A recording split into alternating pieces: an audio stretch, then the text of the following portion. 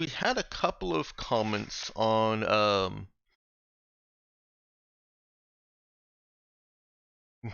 yeah, no kidding, Knox. We had a couple of comments that were actually put into the planning channel on things that wanted to be done in this flashback episode here, and there will certainly be others because I know we didn't address everything that Tulare wanted to address between Park and Oogie. Some of that's going to be in a voice. Um, and things are almost certainly going to come up. It looks like one of the most wanted flashbacks is Izya talking Tally into being our excuse to come back to Ka. I think logically that follows the Hello Self video. But otherwise, yes, it is. I think that works too. Let me see if I can get some music going here. Just making sure nobody's actually. You know what? I don't need to make sure of anything because I'm loading a new page anyways. Wow. Hello, Big Izzy's face. Whoa. All right. That's a choice.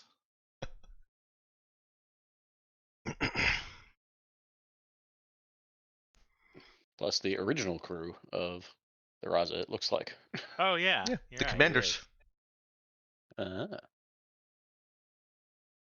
so should I just go here? No, hang on. Okay. Okay. You can go now. So everybody else will remember that Izzy looked bad when you took him out of the stasis pod. Izzy looks worse in his Hello Self video. He looks like somebody probably just picked him up out of a very bad situation. He's wearing a hospital gown. He's thin. He can barely sit still. He looks as though he hasn't slept in days. He's sitting in a hospital bed for his Hello Self video. Chances are what will happen is that Izzy will finally have seen this himself and then been willing to share it with everybody else for context, if nothing else. The other thing that's true about the Izzy in the video is that he looks angry. Hello, Izzy. They tell me I need to keep this short. I can't see why.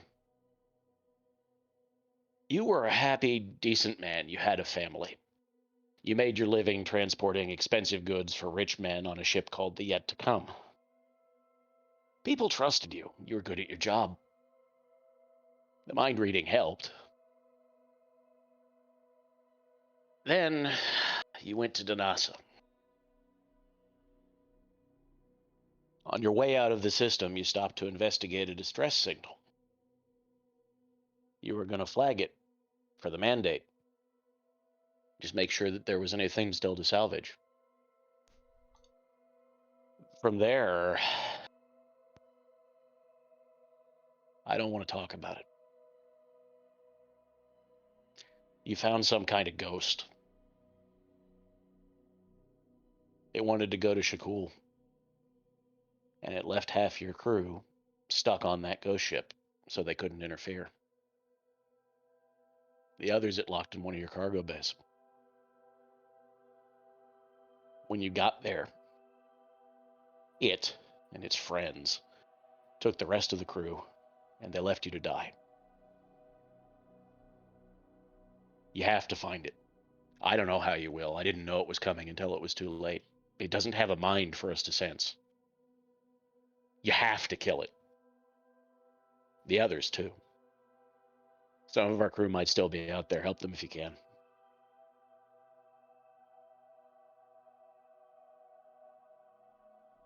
Don't go back to Shakul. The recording cuts out there. It picks up again. There's a different timestamp. It's a little bit later on. Izzy looks like he might be recovering a little in this video, but he's still in the hospital gown. He's still in the bed. These people, the Razo organization, They tell me there are more of these things. They call them the Vega. If I let them, I can forget. It'll keep you safe from what happened to me. Avenge me. If you find you need to know more about me, there will be people on Everest Station over Ka and at Barnstable's and Lamiera who knew you. Trace the ship if you can. These things aren't stupid, but they don't really understand how the sector works. They'll have made a mistake somewhere. The video cuts off. It's over. Fantastic.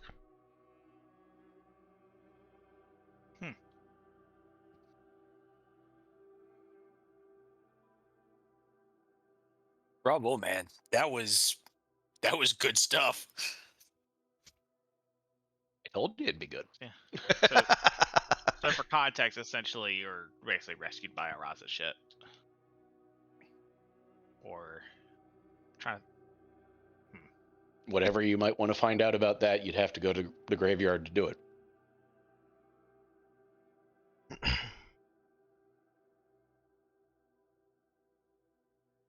Ever since you've seen the video, he is a little different. He's a lot angrier. You get the feeling that if... What's her name? Little girl, NPC, were Riley? around. Riley? Yeah. Mhm. He'd probably be terrible to Riley, at least immediately afterward. He seems genuinely bitter. It's obviously badly affected him.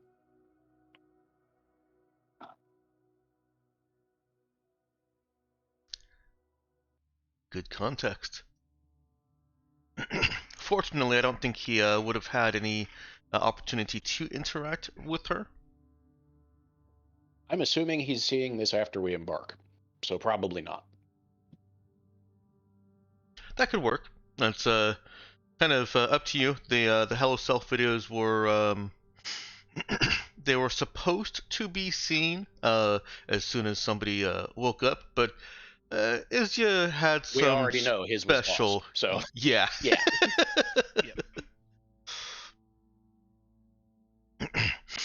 All right. Well, let's segue that into the conversation with Tally. We'll say that unless it complicates things, that at this point Tally has not been assigned to the hedgehog.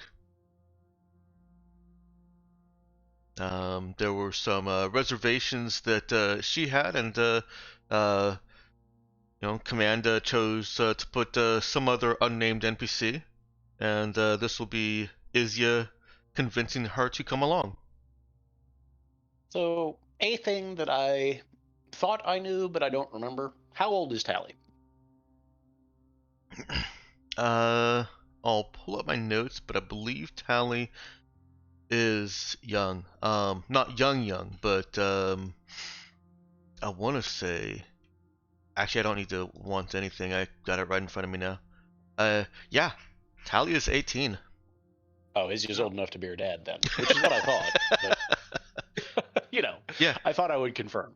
She presents herself as much older than that through personality and appearance. Maybe not much older, but at least mid to late 20s. Right. Izya and really anybody else who thought this mission was a good idea are pretty much going to have to try to convince her to come along, because there's not a lot of likelihood that we have any real success navigating Ka without her, since Izzy doesn't remember how. Just as a, setup. So anybody else who wants to be there certainly can. I don't know. We ever settle on who's going to teach me to swim? It's going to be her, if it's anybody, because we know have she other people knows. that can swim. Yeah, but there's other people that know how to swim. Mm-hmm. So let's make some boxes here. Do I have... Oh gosh, I might need to create a new map. I hate when that happens. I will just say that the people who know how to swim are at the bottom of this thing over here.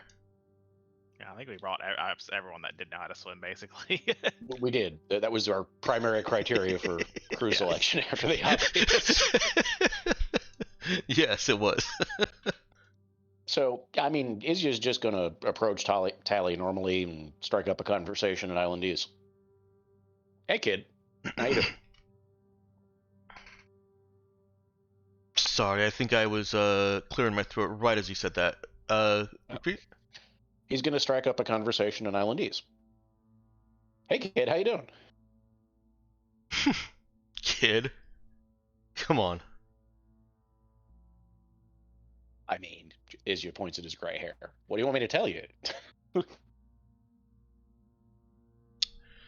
Okay, Gramps. What's up? Ooh, ow. Fair, though. Fair. So, I remember you and me talking about home before, and I remember you didn't seem excited about going back. Yeah, there's probably going to be some issues with that. I gotta ask you to. It's not a good idea. Why's that?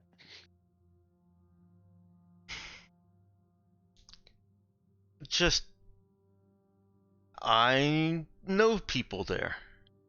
And Apparently, people so do know I. me. I don't know if you heard. I I caught found that video. Yeah, I caught some rumor of it. And try not to listen to it too much. Something bad happened to me, kid. I gotta know. What, at Ka? No, but some of the only people who can tell me about it are there.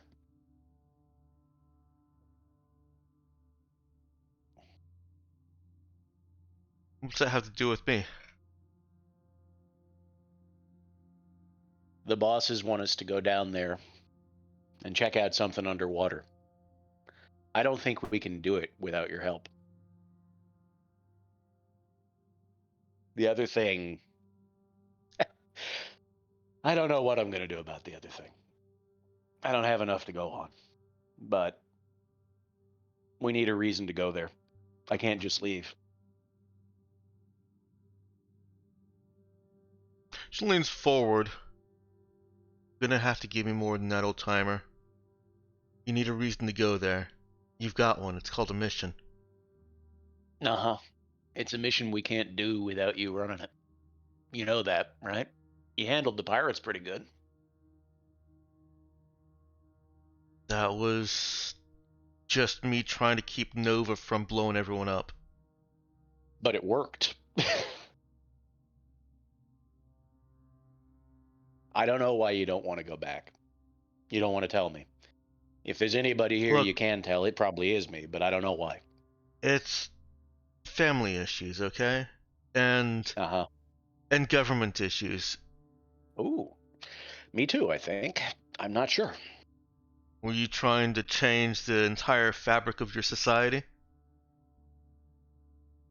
From what I can put together, I think I was probably just selling a bunch of rich assholes a bunch of things that they wanted. Well, So you probably probably not. know my father then. Well, you want me to make him forget about you? No, no. That backs her down right quick. You sure? Because I can do it. No. I mean, he probably already has anyways. I doubt it. Yeah, me too. I don't remember much, but I get the feeling that's the kind of thing you really can't settle with outside help. You got to do it yourself. You do good work here. You do important work here. And you don't want what that Zoe girl has hanging over her to follow you. You should put this to bed. It's not just Dad. I left Oh? 3 younger sisters. They in trouble? No. They're living a comfortable life, but Kazugi'd be all over that if they were. he's got Riley. He's got a problem is what he's got. Some kind of savior complex, but that's not our problem, right? Comes with being a good dad, doesn't it? You can take that too far. You can take most things too far. It's weird seeing the inside of people's heads. People are not as complicated as they like to pretend. They just dress up You know, what they want. I wish I had a dad like Oogie. Then I wouldn't have felt badly for my sisters. Heck, I wouldn't have had to leave. Oh, yeah? He would have done something. He would have...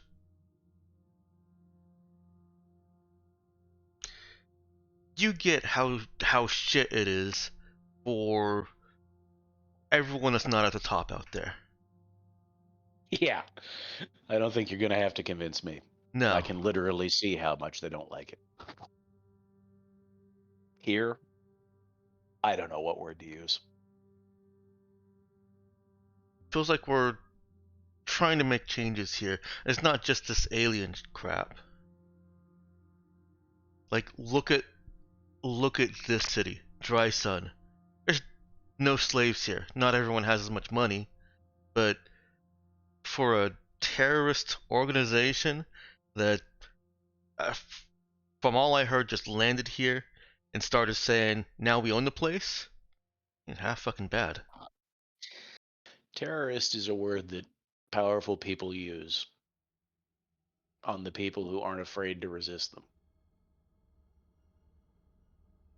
One eyebrow cocks, rock style, or Harry style. You describing yourself there, old man? Honestly, I don't think I am. Okay. I think I made my peace with it, and I tried to carve out a living with it from what I could find out. Trying to figure But out what we're dealing with if you want me there so bad. I don't know what we're dealing with, but I want somebody I can trust to keep us all on task, able to handle the place. You're the only other person who's ever been there, and I don't remember it, kid. If I And I get think locked up by maybe my dad, it's on you. if you get locked up by your dad, I will melt his brain out his ears. No, my sisters still need him. None of them are old enough to join the council yet. Well, then I'll just have to persuade him he shouldn't do that. I'm pretty good at that, you know. That's a better idea.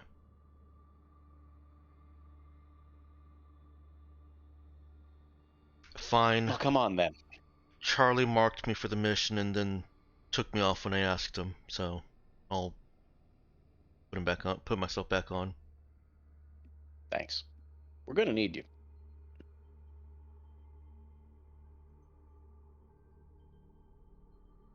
We'll see how that goes. If he tries anything, I'm not gonna let him get away with it one way or the other. Just don't kill him or melt his brain.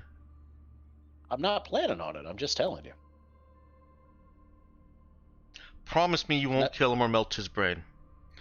Plans aside, I know plans change. I want your promise. I won't.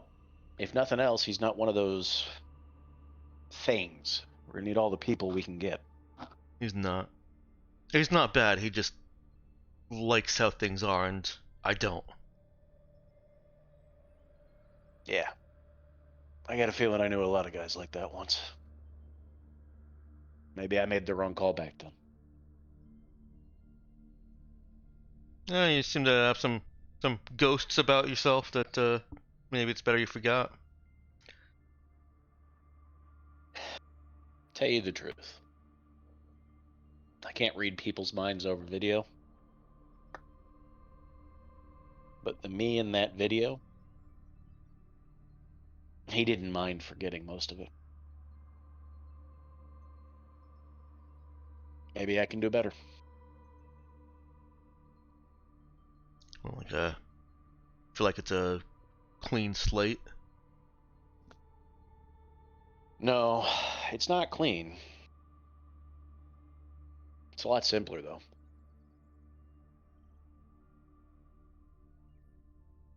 It does sound nice.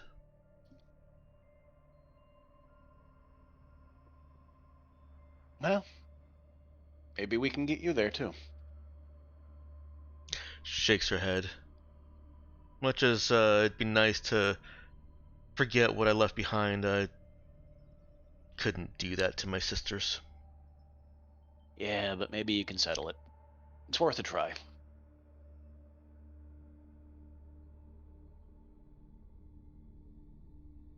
Maybe. I'll go get my bags packed. All right. Thanks, kid. Oh, and I am definitely calling you Gramps. The entire mission.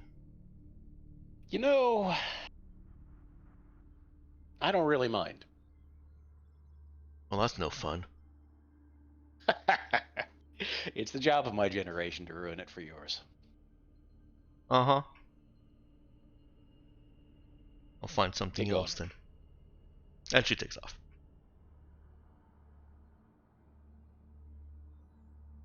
Alright. And that's how you got Tally. Yay. Does Sally really call him Gramps the entire mission? Yes.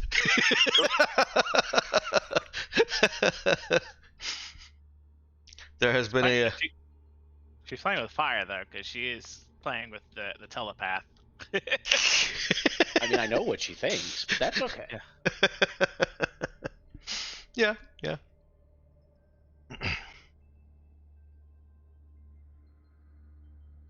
Yeah. Well, now we're not allowed to kill Tally's dad. You Or were not melt allowed his to kill brain. Tally's dad. Yeah, you're not allowed. Yeah, Izzy's You're definitely not not allowed. above stretching that point if he has to. You're right, but still. Alright. As you can probably see, I changed the things box to the focus group box. It'll make it easier for us to say, yes, I'm in this scene. Okay, sounds good. What else we got? What else do we have indeed? Who would like to present their flashback? I still need to figure out who is our swimming trainer. So, And is Oogie gonna join me in swimming training? Yeah, Now that I Oogie's talk gonna have to to be it. in swimming training. It's definitely Tally, unless you want somebody else. I think Tally is going to... Yeah, Tally's definitely going to be there. But I think someone else will also be, as... let's see. Let me bring back up my my description of what their skills were.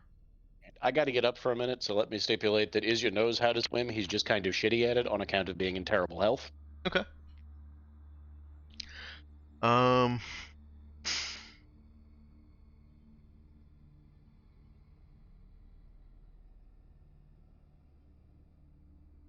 Oh, I guess I didn't actually define which of them are scuba and which of them are free divers. But Tally, being from a rich background, would definitely have the equipment training. Christina Christie did, and Omikawa and Quiet River were more of the free diving, so they're the freaks who would dive, 50, 60 meters or more deep without any equipment at all. So one of them is also definitely in this training. It's kind of weird because at least in the short term, it's actually safe. That's actually safer, provided you can get to the surface. Okay.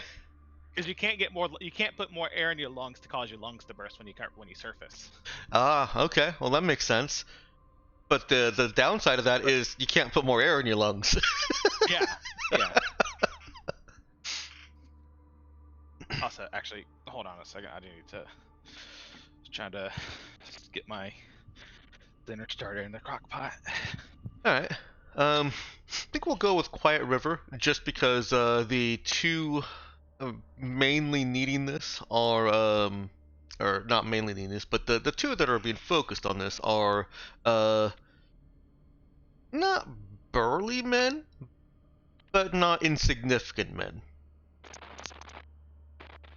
You know, they are Omikawa is a smaller frame than both of them.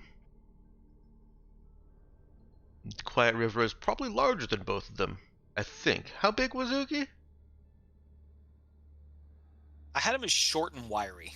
Yeah, that's right. That's what I remembered. Okay, so yeah, I don't know if anyone will remember this reference, but I always picture Quiet River as Thunderhawk from Street Fighter 3, I think it was, or Thunderbird, one or the other. It was the at the time It's T-Hawk. He was T-Hawk. basically just Zangief with a palette swap. But yeah. Yeah, he definitely had different moves though. But as far as like size, yeah, I don't think he was far off. It's a big guy. He's a big guy, yes.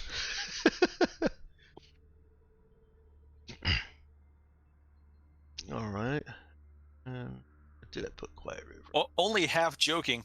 I imagine Lily Grace standing up in the gallery, just because she's excited about watching Oogie in trunks.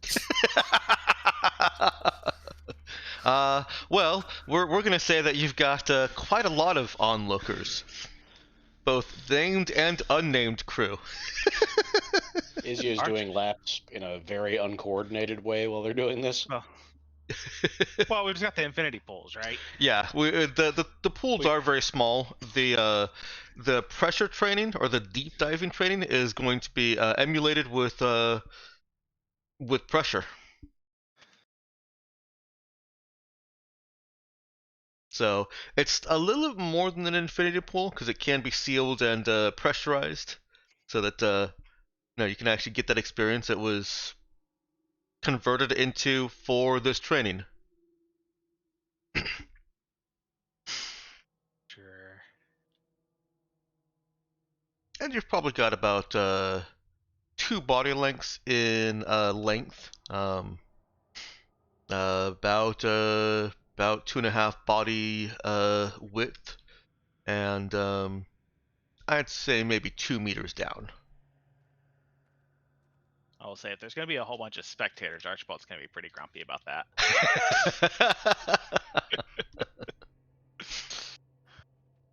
There's a handful of spectators. There's not too many that can fit into the room. Really, y'all ain't got nothing better to do.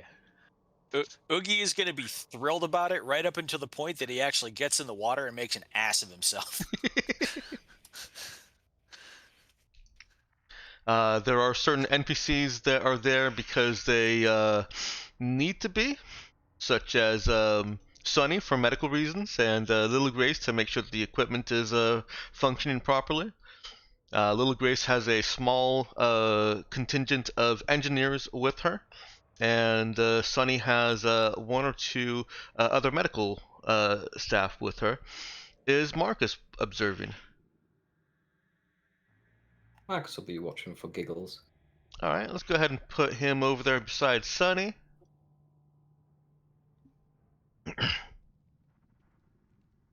And anyone else that wants to be watching, just go ahead and put yourself in that little NPC box with them. So Tally starts the training. She says that this is something that you and Archibald, Oogie and Archibald, and various other mission team crew are going to be spending at least an hour each day for the next several weeks until reaching your destination. And as you progress in your training, we'll either get you started on equipmentless diving, or just get you better suited to maneuvering under the pressures of depths.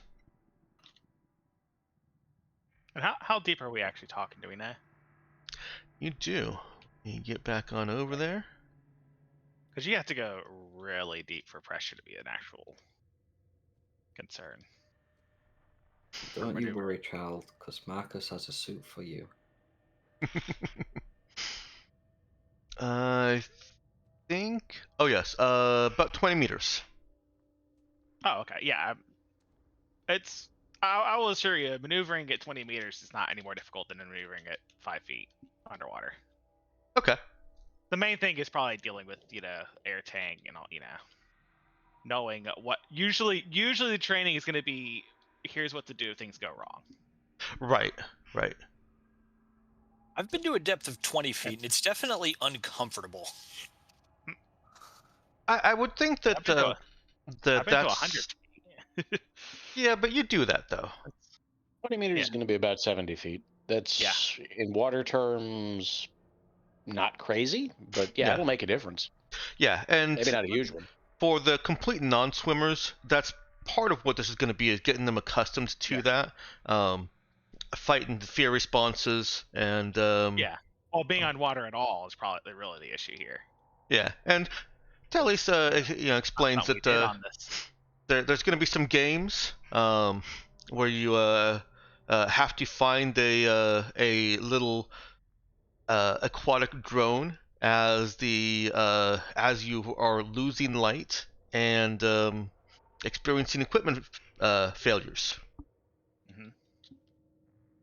Do you think it's like I think what was like cave diving in particular training they do like those like the instructor will like just like knock off your mask. Yeah, pretty And- much. Or sometimes they'll even take it because cave diving you're supposed to you're supposed to have a second mask on Oh you. wow.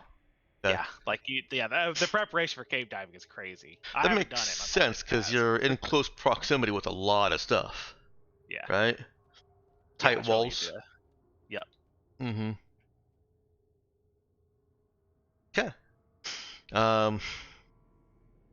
And so Talia takes a little bit more obvious of a checking out the dad bods view of the dad bods. R12's very wiry. uh, I mean, both. anywhere else it would be called malnourished, but on Kamiega they just call it wiry.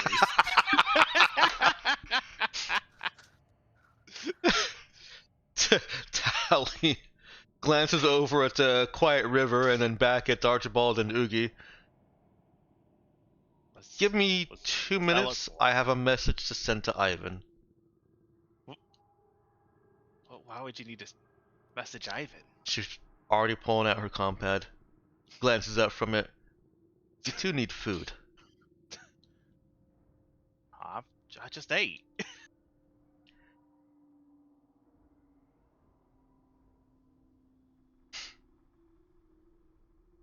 She goes right back to her combat. She just looks kind of bewildered. Like, what's the issue here? Quiet River looks between the three of you. Yeah, Oogie just looks confused. What does she mean I need food? I've been eating better these last 6 months than any time in my life. Izya goes ahead and sort of steadies himself in the infinity pool for a minute. Mm-hmm. I don't remember a lot, but when I was a kid growing up down there, I hated going in the water. It will tire you out like nothing else. And then he goes back to swimming. Why didn't he grow up on a water planet? Watching all this, Marx is just going to get a little bit bored and just begin running across the water like a maniac.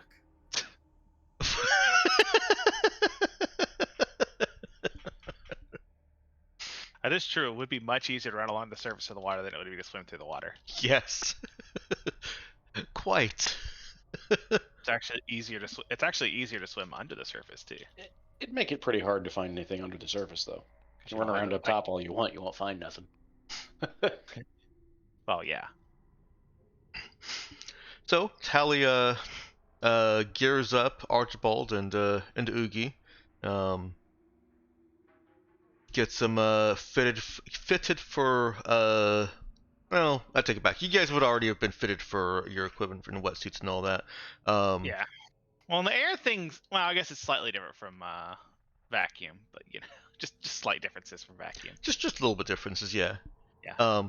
And actually, Meowkin, you have experience with this. So you want to tell us what steps Tally is taking Archibald and Oogie through? Probably you're looking at making, air supply, making sure double checking it, Okay. doing the basically, and then also what was the other big thing is how to recover your regulator. If though I'm gonna guess this is probably more sci-fi equipment. So It it's is, yeah. probably a little bit easier than what I'd be used to. Like I'm imagining it's probably like essentially a vac suit, probably, right? So it's all kind of like self-contained. You'd have a full face mask. It's I still have a going to question be about all of basically a this. wetsuit, I think. I don't know if it's going to be as thorough as a vac suit. So I see all these Anyways, people the using main these. things. Again, yeah. Like regardless, again, the main thing is covering all the things that can go wrong and how to recover from them. So the important stuff. Okay. Also, always be breathing. And what were you saying there, Ben? Instead of using these, cumbersome suits, Mhm. I can just make it so everyone just walks normally, and there's no suit. Because my pressure field is a vac suit, and as Yeah. such can function underwater. Yeah, they're still insisting on getting equipment training just in case anything happens to you. Plus, it's also good sometimes to pretend you don't have a psychic with you. That too. And once the equipment training part of this is concluded, they've gotten you used to the equipment and what to do with it, at least to a decent level. Then the real swimming training is actually going to happen, and that's going to be more important with or without pressure fields. I don't remember. Does pressure field have a range? Nope. Doesn't say, but I've never really put it out there. Like if somebody went and floated out a kilometer away from Marcus, I would probably be like, yeah, okay, you've lost that one. But Why would I though? I'm still committing the effort. yeah, we'll deal with that if it comes up. But it's not. Yeah, I mean, It just seemed like a reasonable question. It's Yeah. fine either way. Yeah, it's something that as long as you guys are all essentially together, then I don't really have to think about it. It's fine. It works. If a situation comes up where you do want to split up and be really far apart, then I'll think about it then. Before you split up. yeah. So kind of how does the power work? But that's the whole thing. Yeah. Like you have to focus on keeping it around a person, or And so this session is basically just fiddling with your equipment and dunking in and getting used to having the equipment on and breathing normally as the light around you dims and the pressure around you increases. well, first off, I also got to get used to put my head underwater. Quiet River will make that real easy. I like to think Archibald gave trouble there until someone basically held his head down. Yeah, definitely. It's just like he's like, hey, he's cool with all this, and it's like it's like, oh, I can't, no. Yeah, Tally sees that and glances over at the Quiet River. It's like they share a psychic language somehow, a telepathic communication. And Quiet River walks over to Archibald's pool, and he simply says, "Get underwater."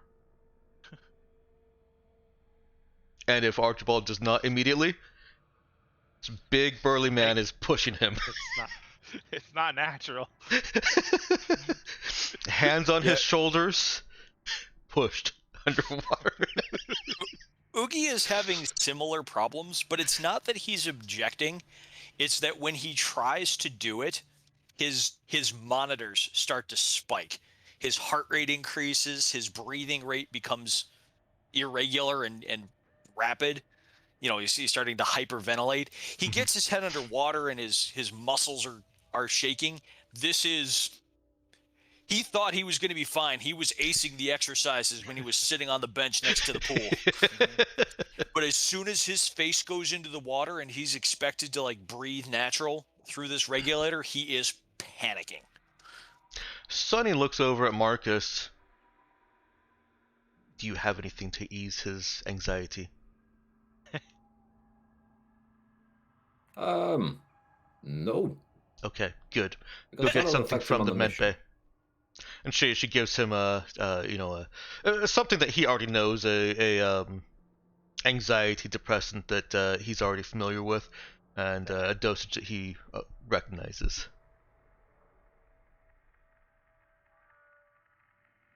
Oogie sits on the side for 10 minutes while the anti-anxiety drug kicks in.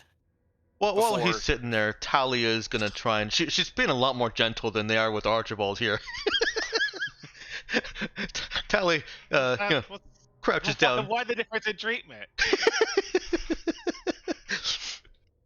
You can ask. Archibald can ask that when his head is above water. It's like, why ain't y'all doing the same to Oogie? Tally is trying to talk Oogie through it, trying to kind of relax, and she brings a bit of the sing-songiness of Islandese into Oogie. Oh, Oogie speaks all the language. She actually wait a second. Hold on. Before you jump there, do we know that? I had Oogie surprised when we got to Ka that he could understand Islandese. Okay. Yes. And so he's going to at this moment respond to it almost out of instinct. He's not going to consciously recognize that the language is somehow getting through. No. She's if she doesn't know that he speaks Islandese, she is speaking in Spacer. It's just her tone and her words have a sing-songy, lilting quality of Islandese. Okay. So it's clearly a different cadence that she's using for Oogie. But Oogie kind of sitting there, eyes closed, trying to get his breathing under control. Murmurs around the regulator. Hey, it's kind of like a lullaby. And then the next pull over, you just see Quiet River. He's sputtering. Okay, I'll trade instructors. You hear over the comm, quiet, people that are drowning can't talk.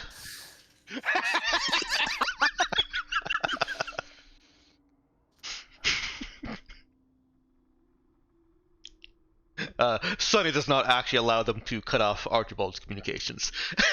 Well, I'm gonna say I don't let me go to HR. Hostile work environment. Does Marcus go and get the relaxants? Oh, No. you said that she administered them to Oogie. Oh no. She was asking Marcus to go get them from Medbay. No. He doesn't? Nope. Okay. She sent someone else Wow. Go on, you gotta do this one. Whose idea was it to send us to this planet? All of ours. Well, Grace leans in. Yeah? Y'all wanted more responsibility. You made this decision. I thought it was gonna be pretty. I didn't realize it was gonna be so wet. Tally jumps in. Oh, it'll be beautiful. Both above and below water. And she starts touting the crystal blue waters that let the sunlight penetrate to sparkling depths, the coral. She basically starts describing a planet that has generally shallow seas for the most part, and all the beautiful things that you'd find between 10, 20, down to a depth of usually about 100 meters. The ocean gets much deeper on Ka, but most of the planet is 20 to 100 meters below water. Oh, You I know, didn't I don't realize we had a remember, walking. but she really makes it sound good. I didn't realize we had a walking advertisement. Yeah, I don't know. I think I'm starting to feel some thalassophobia setting in. So, clarifying question: what color is the sky on Kamiego? Brown. Has Oogie ever seen blue of that kind? Since losing his, well, actually, since losing his memory is the only time that he's traveled, isn't it? No, he traveled a bit, but he was mostly space stations. Yeah. Okay, so he, even before, he wouldn't have any familiarity of other sky colors. I know that you've been on fighting, but that was, Under the storm. yeah, primarily under the storm. Fogged. Oh, which one? Bird or whatever the one that the subsumed one. Oh, yes, Bird was very, very foggy, so that was all white and gray. I Thurid. don't. What's the weather on Thurid like? Ooh, Cyberpunk. Third is my cyberpunk styled aesthetic, so I imagine that even if there is a blue sky, anywhere you guys were was the urban setting that gets none of that light. Oh man. So Oogie has legitimately never seen natural blue before. Yeah, no. And here's Tally describing how beautiful the sky is, and you know, these spots of fluffy blue clouds.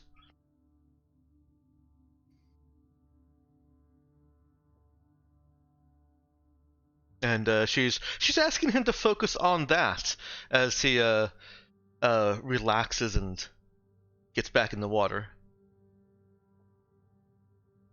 I'm so confused, Tally. I've never what? Sky ain't blue. Well, this guy's brown. Tally looks at Archibald under the water and over at Quiet River and around at everyone. You've never seen blue sky? I mean, picture books, but I figured them was just fairy tales.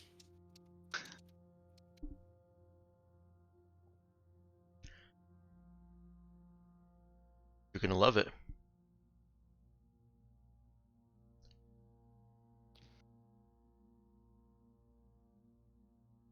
And So she is. Oogie allows himself to be coaxed back into the water. You know, I'll love it if it means I ain't got to go underwater. Quiet River lets him up. That's unequal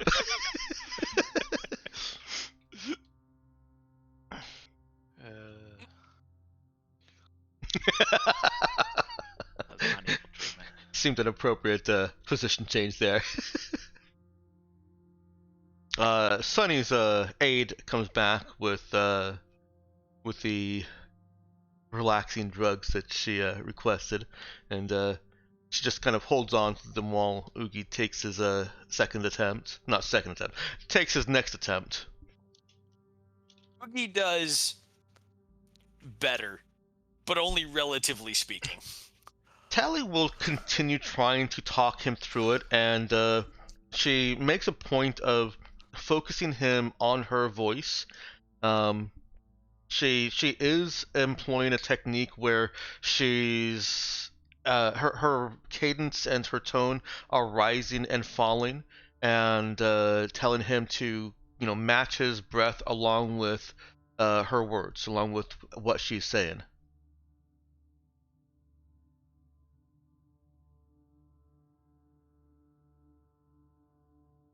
And Yeah, I think Oogie can manage that then. So as she's speaking, he's breathing along to the rhythm of whatever it is she's saying to him. okay. She does slip into Islandese at some point, and sounds like she's just um, reciting, one of the poems. Izya recognizes it, of course. Um, it's just one of those typical stories of how Ka was blessed with so much water, and the gods that washed away all the filthy, dirty land and raised the pillars for people to live on. It's just one of those myths, and it's in Islandese as a very lyrical, very sing-songy, very relaxing and lullaby-ish chant almost. And she just starts reciting that to him. And if he is doing better, then Sunny just puts the little bit of drug into a pocket. Oogie doesn't get the needle. Oogie does not get the needle. He is doing better, and he is responding to this therapeutic method, as it were. Okay. And in fact, I'll establish it right now. Whatever the results of this all are, when Oogie dives on planet, he's going to have Islandese music playing on low in his earpieces. Okay. That works. How's Archibald doing over there? Quiet River does let him up. I feel like at this point, we're kind of getting like a, well, I don't want to say Stockholm syndrome, but it's like, no, okay, I can take it. Let's try again. So it sounds like Archibald is staying underwater now because he expects that Quiet River will not let him up, even though he's not physically holding him right now. No. Okay. I'll say he's getting used to it. It's like I don't know.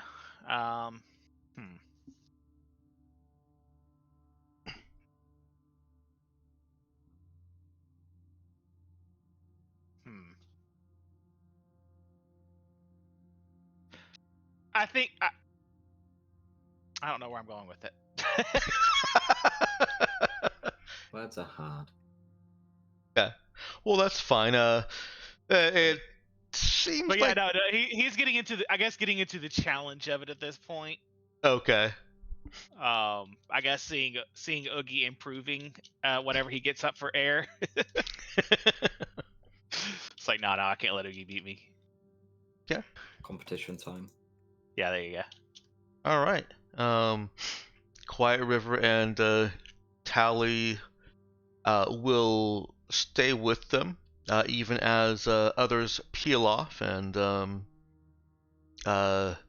Sunny and Lily Grace and the other crew watching fade away. Some other crew come in to observe, but Tally and Quiet River will let Archibald and Oogie continue training for longer than the assigned hour if they don't say, hey, when's our time up?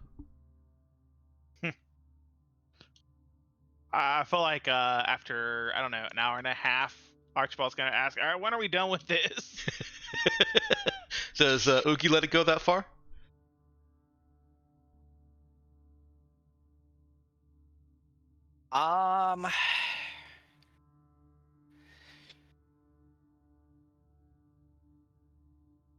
Oh, that's actually a tough question. I don't know why, but that is a tough question. Oh, you know what? There's an important consideration here. Is this before or after the rescue mission? This guy has to be after, right? No, because you still had a few days in transit before arriving at Haistro. Okay, so if this is before the rescue mission, then yes, he would allow it to go longer. Okay. All right, then when Archibald asks when is this over, Quiet River extends a hand into the water to, grab onto and pull him out, and says, half an hour ago. The fuck? You looked like you were having fun. He's gonna give Quiet River the stink eye. Big ol' smile on the big old man's face.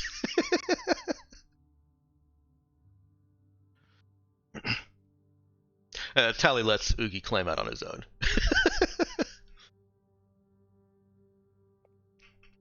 Oogie climbs out and finds that after having been floating for an hour and a half, and especially with the rise and fall of adrenaline, his legs are wobbly. He puts his feet down and tries to put weight on them and almost buckles.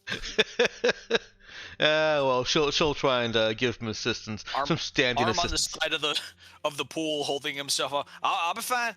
I'll be fine. Just gotta get him under me. Just Yeah. Yep, you got it. You know, sit down over here. Sit down. We'll get some fluid in you both. You guys get a protein shake for your time. Yay. Oogie nudges Archibald. She wasn't kidding. I need something to eat. We wasn't even swimming. Well, sure felt like I was. White River laughs. You were sinking. Only because you kept pushing me down. What happens if you are swimming and a rock falls on your back? I don't have an answer for that one. That will be week 2. Oogie, in a perfect 21st century meme impression, shrugs with a non-committal look on his face and says, "Guess I'll die?" As he sort of pulls himself up on the edge of the pool again. I mean, if he has a rock on his back, Marcus will probably move it, or I will, or someone will. It'll be okay. But the better they can move around on their own, the better. Don't Do ruin what it. you gotta do. Right now he is afraid of the rock. Let him be afraid of the rock. Terry got to do with it. He should be afraid of the rock. That makes sense. Also, what situation is the rock gonna fall on me underwater? Yeah, that's pretty much the look on Tally's face. That's not what's going through Archibald's head. She is not naysaying this whole idea of a rock falling on someone's back that they could just simply spin out from under in most cases. Yeah. But she also has this look of, what is going on here? Oogie, it takes him a minute, but then he looks up and he goes, "Listen, I've lived on a rock my whole life. It's the water I'm afraid of." As well you should be. Talia nods in agreement with that. Yeah, the water is actually very dangerous, especially when there's nothing else to cling on to. There won't be the side of the pool out there if your boat sinks. There might be some scraps, something that floats, or if you get left out there, you got nothing but Billions floating. of people live on this planet. When she says if you get left out there, Oogie's heart rate spikes again. Tally gets a ping on her comm. You can tell because she kind of looks to the side and taps her ear and nods along. And then looks back at the Oogie, a little bit sheepish. Sorry, there's no chance of you being left out there. None. 0. If Oogie's nothing eyes else, I'd narrow. have to listen to your mind die. Jesus,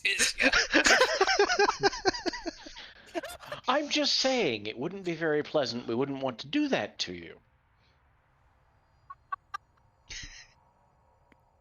This is a two-layer laughing. Oogie would not be laughing at this, but that's grim.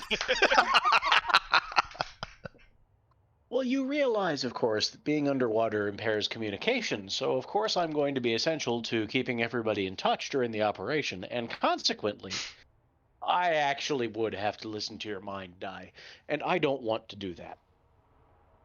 Well, I'm glad for that, because I don't want you to have to listen to my mind to die either.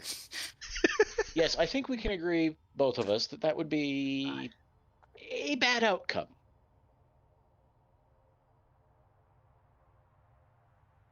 Understatement of the year. Well, if we're done here and Oogie manages to get himself to his feet, half a protein shake in hand, I think I'm going to go get cleaned up and put some clothes on. Lily Grace has something to say about that. And that something is... No, you're not.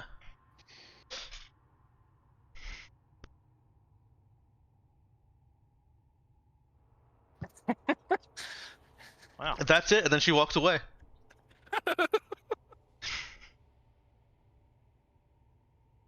Leaving Oogie to figure out the rest. Oogie is going to make an attempt. And Elaine is back on the ship, right? Elena is back on the ship. Okay, because Elaine is going to have something to say about that. Again. Now you've got double uniforms. Well, I mean, we have private cabins now. Yes, That's you true. do. Yes, you do. All right, we will leave the mystery of does Oogie put his clothes on or does Oogie not put his clothes on for viewers and players to ponder. What's our next scene? Schrodinger's outfit. Oh, what's that? Oh, I just said Schrodinger's outfit. I didn't hear the first part of it. It just it sounded to me like Bigger's outfit, and I was like, what? I thought, yeah. The Emperor's new uniform? Ooh. There we go. Back in the right boxes. Oops. Why is it doing that?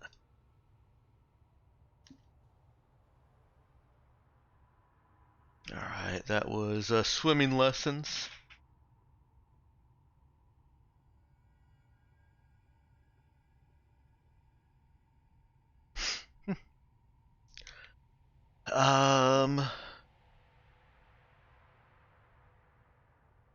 We also had in the planning channel.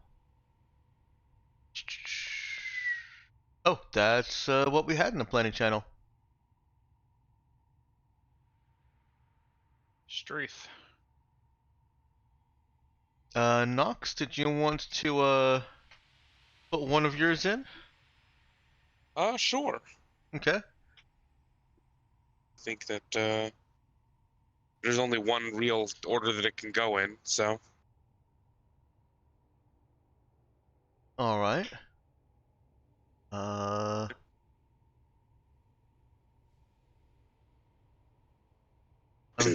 trying to read my notes. I should probably just go to what I typed to you.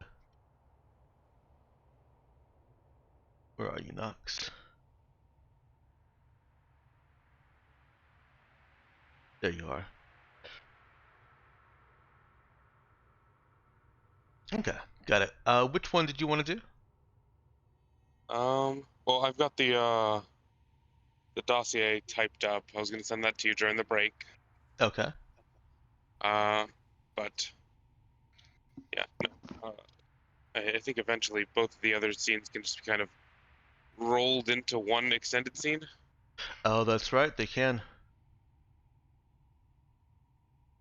That makes sense. So, Amaya, getting familiarized with the workshop. How does that look to us? It starts when we first got on the ship, in that kind of Maya went to whatever their assigned room was, grabbed like pillow and blanket, and then immediately dragged it into the workshop to make that into a thing. The cabin was left just unlocked, and nothing was ever placed in there. All right.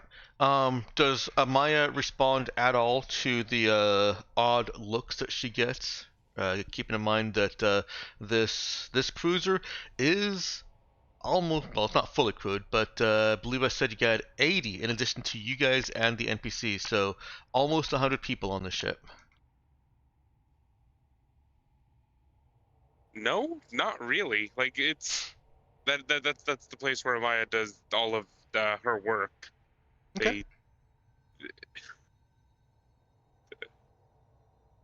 On the last ship, it was pretty much exactly the same thing, where Amaya ate, slept, and worked in the workshop. Mm-hmm. All right. So she gets into this newer, much bigger workshop and noisier, although that may not be a consideration for her. No, it isn't. Mm, But I do have a question once we are inside the workshop. okay. The clock on the wall, is it mounted or in the wall? Um, I think it would be in the wall. Great. It's At it's whatever really just time. it's part of the paneling. You know, the various diagnostics and displays. One of Okay. which is dedicated to a clock. Yeah. The whatever the clock hands happen to be, I will make a note to remove them later. This might be more difficult. It's all digital. Oh, that sucks. That's awful. It is just a display that has, you know, digitalized time on it. Um, Highlights what crew shift it is, um, local system time, as well as local system day length, all that. Temporary solution: piece of duct tape over the time display.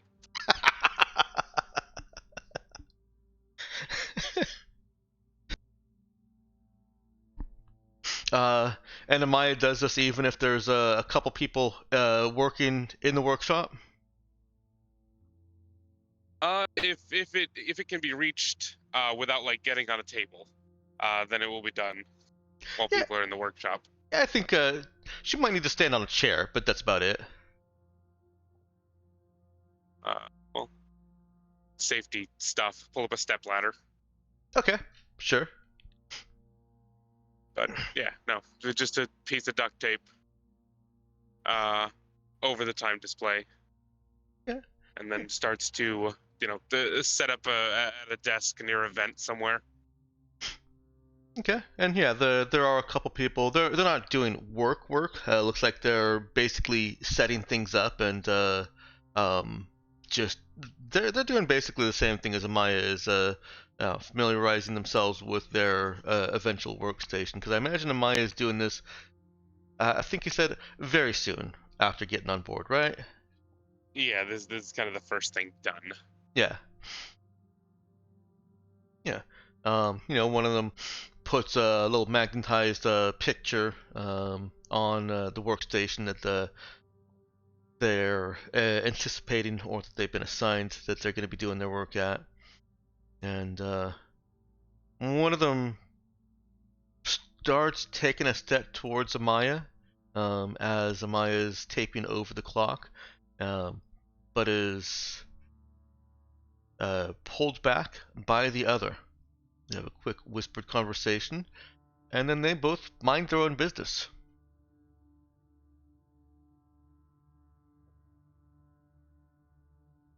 Once tape is up. Gonna are both these guys nameless? Both are nameless, yeah. Then I was gonna go ahead and hit them with the why? What's up? The one that was exercising greater caution shakes his head. Nothing, Agent Wabakri.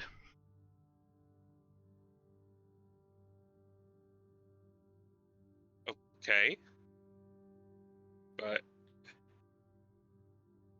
then it's gonna pointedly redirect it to the other person. Something up? Yes, it's just a little weird. Um, we we need the time. Do we? Do we? I thought so. He looks over at the more reserved of the two, who shakes his head again.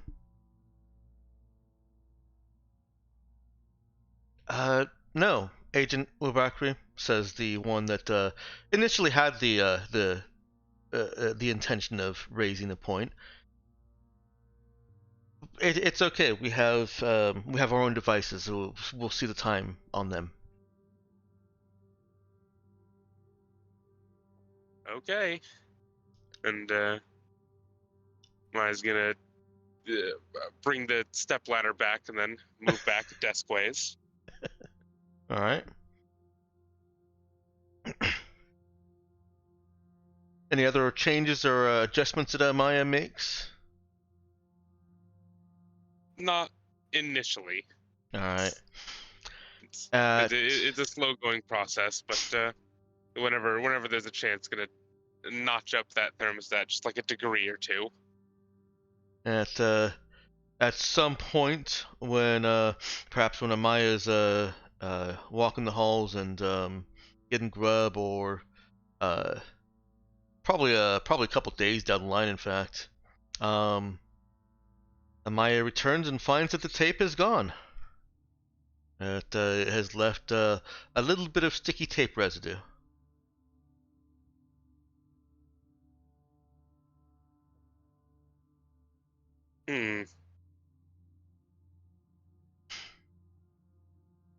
If people are in the room, Amaya will ignore it until people are gone, and find a time to put the tape back on. If it happens a third time, Amaya will pull the panel up, put the tape on the other side, on the inside portion of the monitor, and then put it back on the wall. All right. It gets to that point. And when it does, this is probably a few days later again. Uki and Archibald have been training in their infinity pools for every day. This week. We've already been to Haystro, and added, the freed slaves to the ship and are en route to March. And Ashanti comes into the room, into the workshop, and walks straight over to Amaya. One minor thing: the freed slaves can have very easily taken over Amaya's room. It's empty. It's been unused. The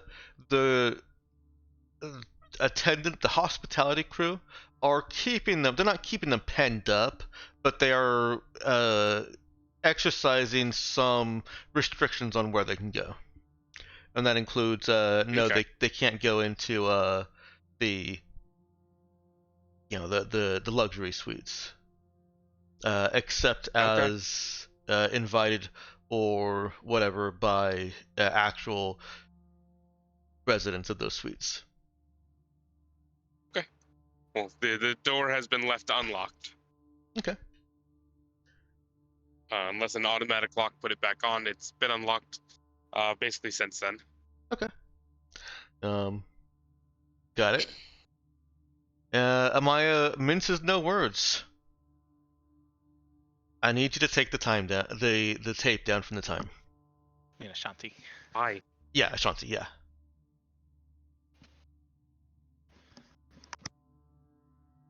Oh, did Amaya say why? Yes. Okay. Here. I need to alphabetize my list of NPCs. I really need to alphabetize this list. That's a weird reason to take the tape down off the clock. It is. It actually is.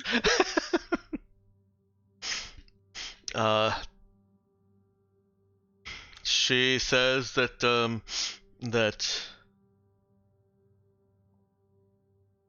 hang on real quick. I need the tape taken down because that display there is supposed to be for the time. We don't need the time. I need the time visible. If you don't take the tape down, I will put it on a different display.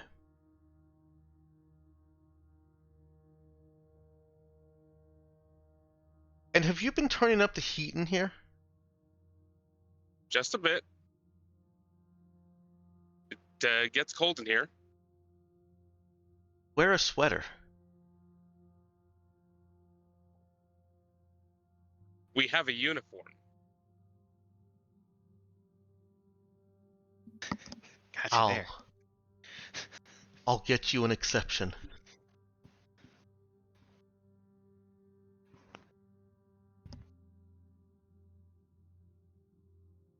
I don't know how things were on the workshop in the Marmoset, but on the Hedgehog, while I'm aboard, this is my room. Throw down.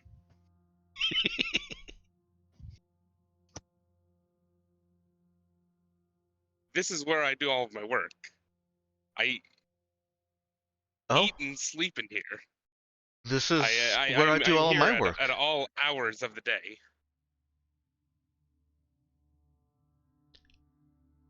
This is where I do all of my work.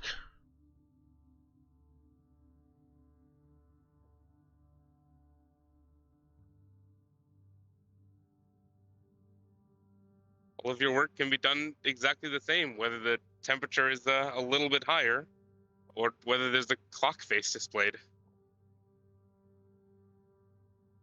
Not all of the work can be done exactly the same. There are some that require a very stable temperature. And the clock face is, yeah, that is more of a personal matter. There's no reason for it to be taped up.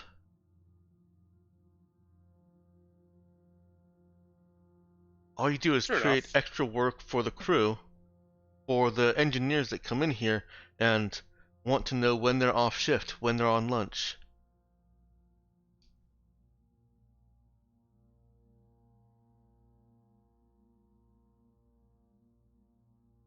Is it? I find that kind of distracting. The implication that we are off work or we are on lunch. We're here to do a job.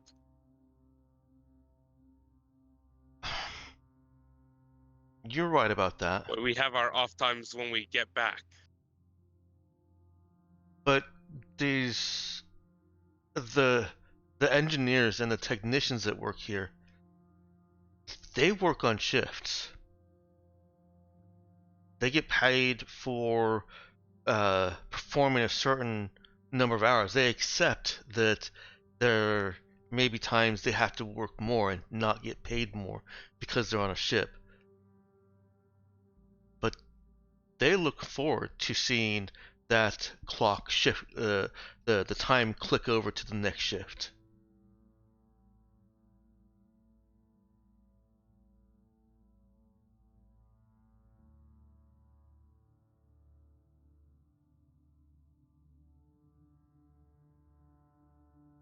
I will remove the tape from the clock.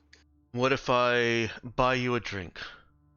Every time my shift is up, you're here, that clock ticks over, we'll go and sit down in the galley and have a drink.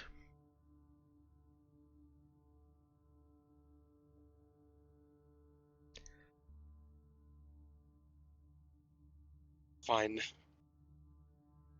Her demeanor softens a little bit. And she tries to put an hand out onto Amaya's shoulder.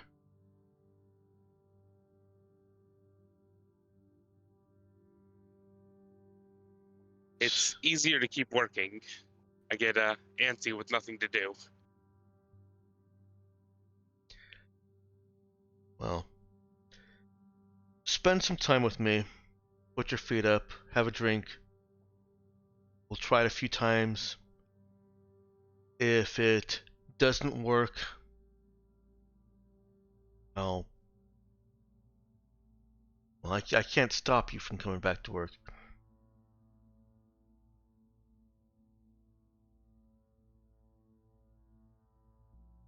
But I think We'll it give it a might test do run. you some good to separate work from yourself.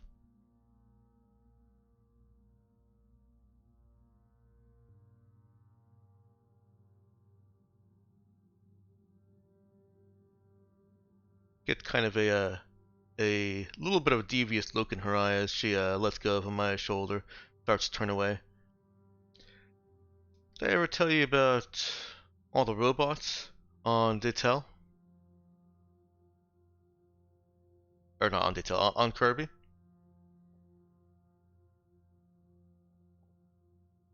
Kirby a planet? Yeah, it's a planet.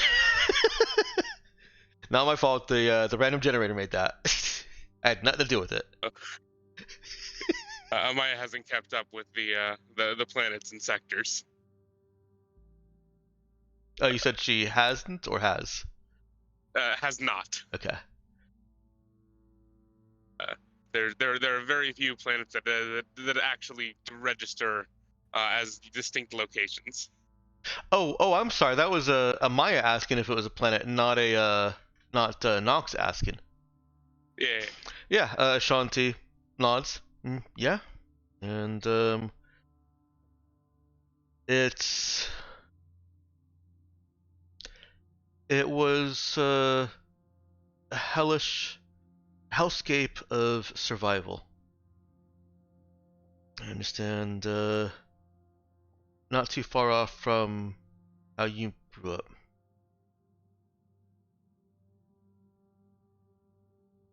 I don't know how I grew up. We all get the mental snip snip. Yes. Sorry. But maybe you'd like to hear some stories about some of those robots. Sure, we'll do it over drinks, I guess. Sounds good to me.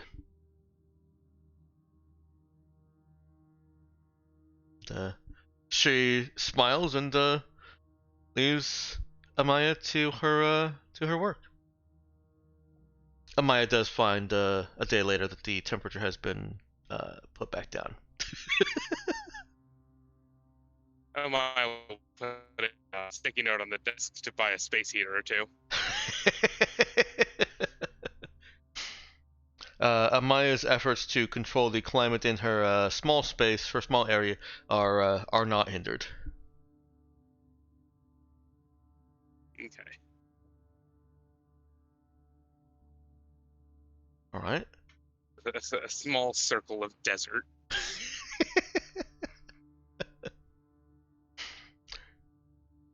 She's not trying to make it muggy, also, is she?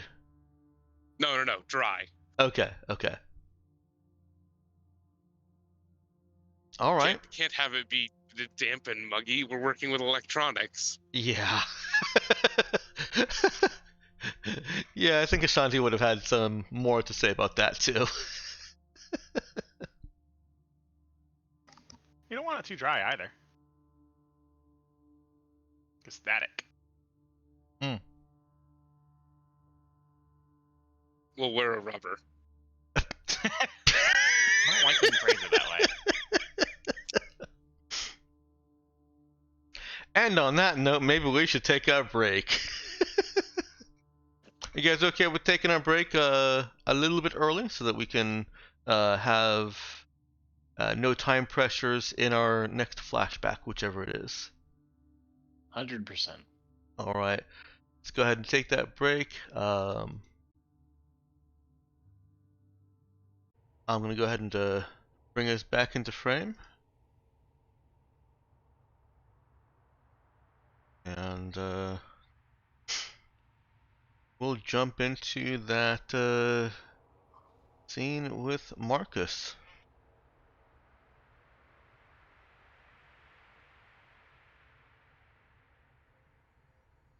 Out of the focus group.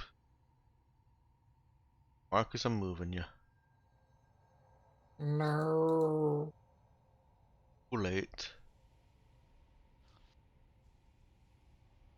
And um, 1 second, I have to write something down.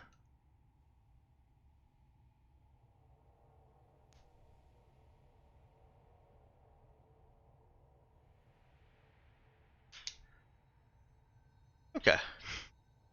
So I gave a little bit of an idea of how things are going with the freed slaves in my opening for Oogie. You know, they've been put on a more regular schedule, a regular day-night schedule, that's separate from the shifts, partly because, or mostly because, it's easier on the crew when when your passengers aren't 24 hours out and about, up and around. When they can have a set period, at least I believe all this is true. It's true for this instance, at least. When they have a set period where you have certain entertainment scheduled at this time, you have certain instructions scheduled at this time, you have lights out at this time. It's just easier for the crew to manage. Side benefit, it puts the passengers on a regular and familiar schedule, and lets them return to some sense of normalcy after having lived on in cages, in warehouses, and on starships, moving about for, well, some of them for several months, um, before finally landing on the Savvy Fair.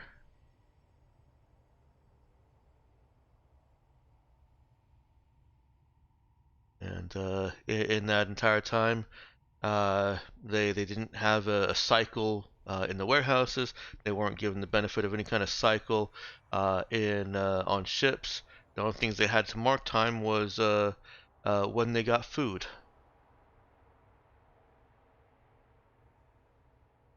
They've settled into their new life on the ship, as some of them have taken to believe is their lot, despite the crew ensuring them that they will see the sky once the ship returns to port. And some of them have accepted that. Others kind of just feel like this is another slave trader, slave trawler that happens to be treating them nicer.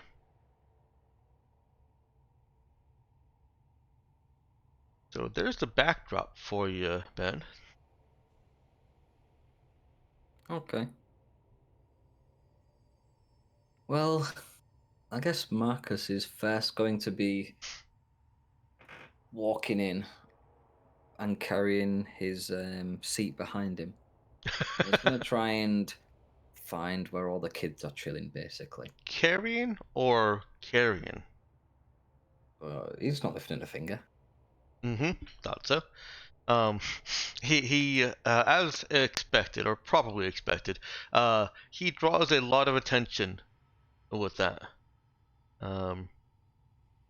No, the from both the hedgehog crew and from the freed slaves. And apparently, word didn't get around to everyone that Marcus was not. Yeah, Marcus was a psychic, and so there's there's instant gossip um, everywhere Marcus passes. There's I not like us. just kind of like nod to him, and then once I get an appropriate amount of like kids following me, Mm-hmm. I'm just like, so where do you all like to hang out? Because I've got a special treat for you, and also for your parents, but mainly for you. Well, there's various answers. Some of them like the a part of the luxury suites that have been made available to them, not an actual room, but the kind of indoor garden area. Uh, some of them really like that. They play hide and seek in the low brushes, and oh, those flowers are absolutely wrecked and trampled. But hey, there's bushes and some trees to climb.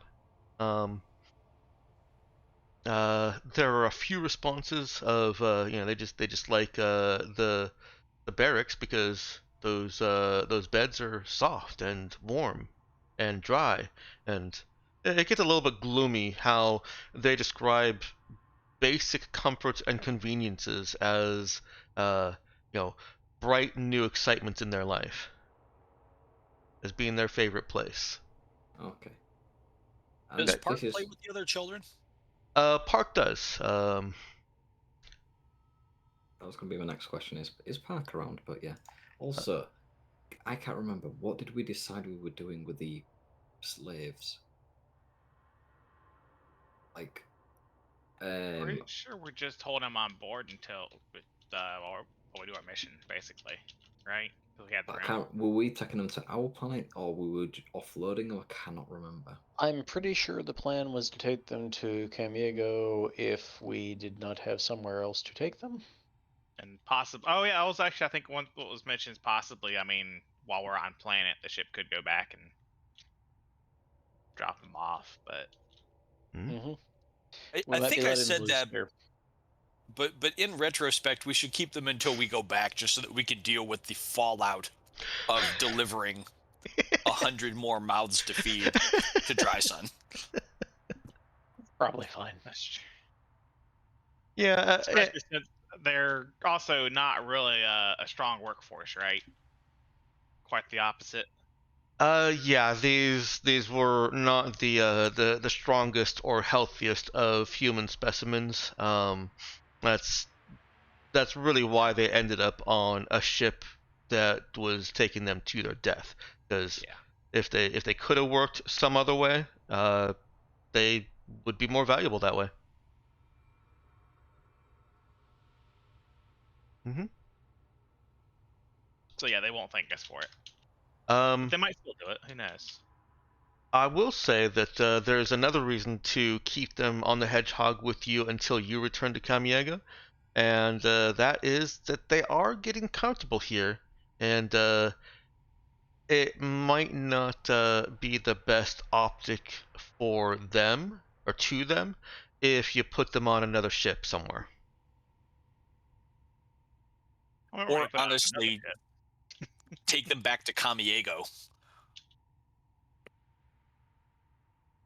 Can you repeat that? Or, I mean, it's not going to be the best optic for them, even just being taken back to Camiego. Yeah, no, that may have some that may present some issues also, but the whole transferring them to a new ship and getting them used to a new crew, or some of your crew that have been performing hospitality could go with them also, but just the whole taking them putting them on another ship has been their hell for the past few weeks to few months. Um, and that's I thought we were going to send the hedgehog back while we were on mission. Oh, I see what you're saying. Yeah, that would probably end up fine. So then you're right. The only other decision that you need to make is: do you want to be there when they arrive, or do you want it to be Carter's problem? I think it should be our problem. It's like they just show up and it's like oh wow, that mission would they did that mission real quick, and it's like, oh yeah, sorry, the mission team's not aboard. They want us to drop these off at your doorstep. Fabricate a bunch of baskets for the delivery of 100 babies to doorsteps.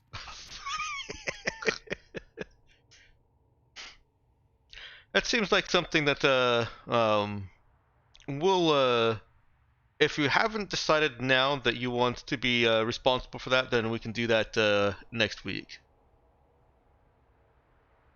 Right now, let's see what Marcus is doing with his chair. Which direction did you want to go? Did you want to go to the comfort section, the barracks, where they feel safe and fed and cared for, or do you want to go to the luxury suites garden area, where they spend time running around and playing? Definitely the barracks. Okay. Because if they're having fun in the garden, then this is an other place to go for those that might be a little bit shy to, get involved in the garden. That's very true. The less extroverted of them are almost certainly staying here. So, gather around, gather around. Time for the show to begin. How is it floating? What? Marcus looks around. Whoa. Why didn't you tell me that earlier? There's a round of laughter.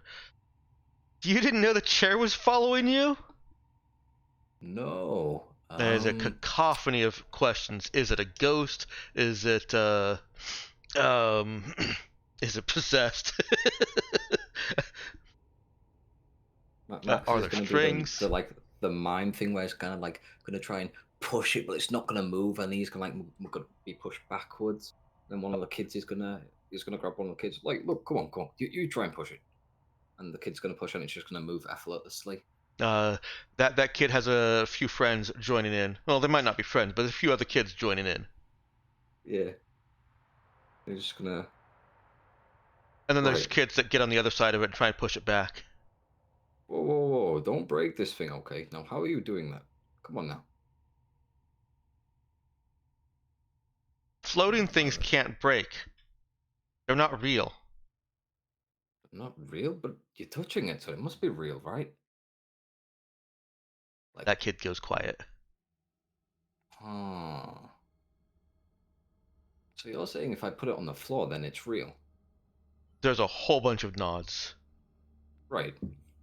Max is gonna lift a kid on top. Okay, we need a couple of more kids up top for it to come down. He's gonna put another kid up top, and it's gonna slightly bob down a little bit. Okay, we're weighing it down a little bit. Good, good, good. Me. There's actually kids trying to raise their hand. Is Marcus the only one here for this? If others want to be entertained, then they can be. Okay. Now, real quick, most of them are speaking Common Jin. Is Marcus? Marcus speaks Common Jin, but also every language. Right. That is common. I couldn't remember if Marcus knew that he speaks every language or not, or if that was news to him. So. No, he's been slowly trying to learn them. Okay, so then this is all happening in almost exclusively Common Jin, and Marcus is seeing traits of these kids that are not far off from traits and habits that he sees from kids on Dry Sun, or in Dry Sun. A lot of these are from Kamiego.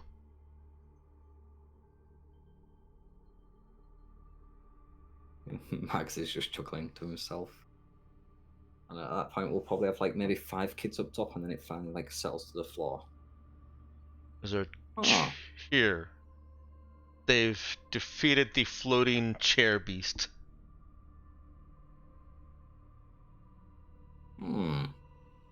Marcus touches it. So it still feels real. I think we've done it. I mean, you did good work there, guys. Jesus. I couldn't have done that. Like, I was trying to push it and nothing was happening, but you did it with no issue. Marcus is starting to draw some attention from the adults in the room also, who are just kind of quietly gathering in a circle and watching. Most of them have fond and wary smiles. Marcus is going to look up. Huh. I wonder something. What? What? Found a witch. Mark, hey, look, kids, come on. He's going to get like to the around the side of it, so that it's like kind of like that. So he's going to get him to go to one side of it. Mm-hmm. He's like, all right, okay, guys, I've got an idea. I'm just going to try and get him to push it along towards the side of the wall. And it's just going to slowly move on over. Okay. So if we move that down, Max is now going to lay on the floor. Kids, push me now. Come on. If you can move that thing, surely you can move me. Ready? When you're all ready, let me know. Max is putting his feet firmly on the wall. Just getting the kids to come around him, like, kind of pick him up. Oh, gotcha. Okay. Yeah, they trying to position themselves to pick him up. Right, on the count of 3, I want you to all pull at the same time, okay? Just like, ready? Just pull me up. I mean, if you move that thing, you can surely move me. 3, 2, 1. And they push. Max is gonna like move up the wall a little bit, but then fall back down on his ass. Okay, wait. Oogie, who has been watching this all with the rest of the adults, calls out, "It's because you gotta chant light as a feather, stiff as a board." Right, okay. Marcus's okay is drowned out by a dozen kids chanting, I put that in air quotes, light as a feather, stiff as a board, all at different times.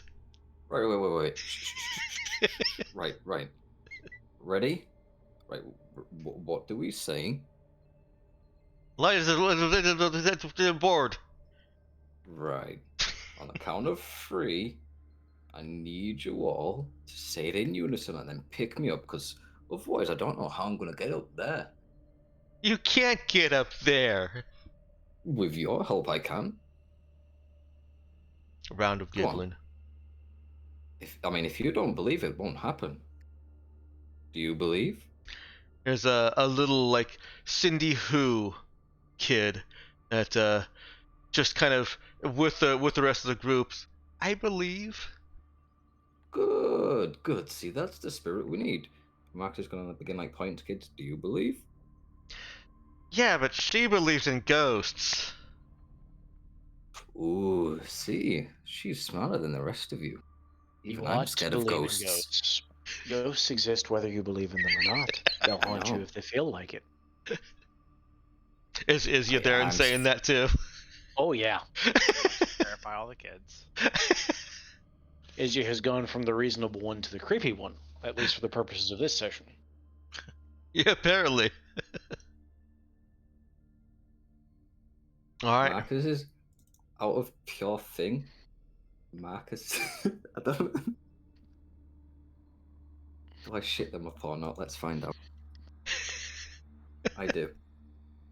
Marcus looks up at the ceiling, uses telekinetic armory. He's just going to make like a dint appear at the roof, like, maybe they heard you.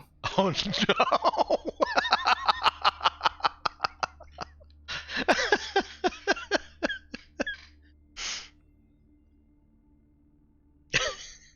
He's kind of like giggling to himself uncontrollably. Oh no! And he's just kind of staring at all the kids' faces. Uh, yeah. There's the gasps and the stares and the screams. Look, it's not that, right? Guys, you need to throw me now. You need to throw me now so I can try and take it out. Come on. We can get this ghost. That We can catch inspires it. them. That you get a round of "Go get it!" And then they as all they start pull me, chanting, not in unison still. that's fine enough. I begin walking up the wall.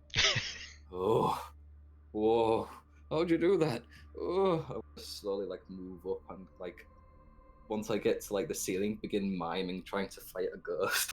They renew their efforts to push him even when he's too far away to reach, and eventually get their chanting in sync, mostly. And once it gets to a certain point, I'm going to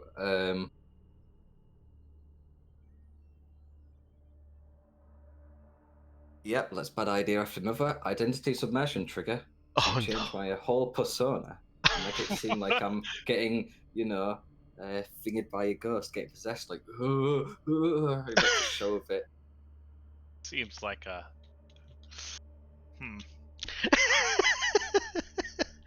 No, you need to put a timer of 10 seconds in his head before this goes away. Okay.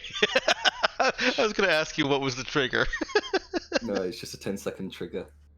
And then it's just going to pretend like, oh, you should believe in God. Kids scatter to their various parents or parent figures. It's the 10 basically an I need an adult throughout the entire room. I am an adult. Marcus then kind of like winks at Oogie. And he'll then make a show of like being depossessed, like shaking a little bit before reaching out and like just punching at the air. And at that point, when Marcus punches, there's going to be another little dent in the ceiling.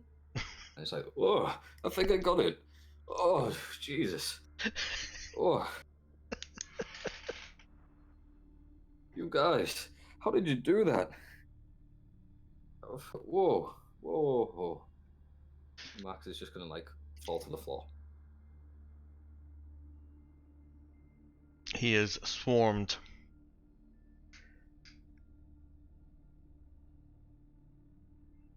Guys, if it weren't for you, I don't think we would have been able to get that ghost then. Oh, Jesus. You all did And so well. peppered with questions. Was that a real ghost? What did it feel like? Is it slimy? Does it, do you hear it whispering? What about chains? Are there rattles? Kamiyaga kids. I don't know, it felt weird. It felt cold, like, ugh.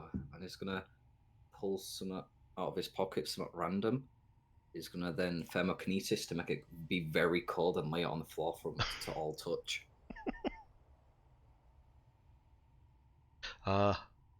Some of the more extroverted kids that have bought into the drama completely start acting like their entire hand is freezing and it's creeping up their arm. This does raise some concerns from the adults in the room, by the way. Max is just there with a bright smile on his face. Yeah, there's definitely some uncertainty from the adults between, well, the kids look like they're not really in pain, and they do overact sometimes, and that guy's smiling, so, okay? Oogie reassures them. Marcus is an idiot, but he's harmless. Wow. Does Izzy have anything to say about that? Izzy is not certain he agrees with that definition of harmless, but lets it go. Can any psychic really be called harmless? No.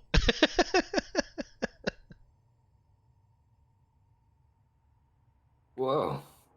After that ghost seemed to possess me. It's left me with some like weird memories. Izzy, can you help me transfer him to this magical chair? I suppose. What is it we need to do?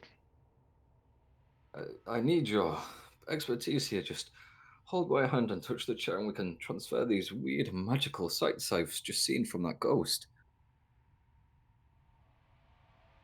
And Marcus just makes a play of putting his hand out. God help him, Izzy cooperates.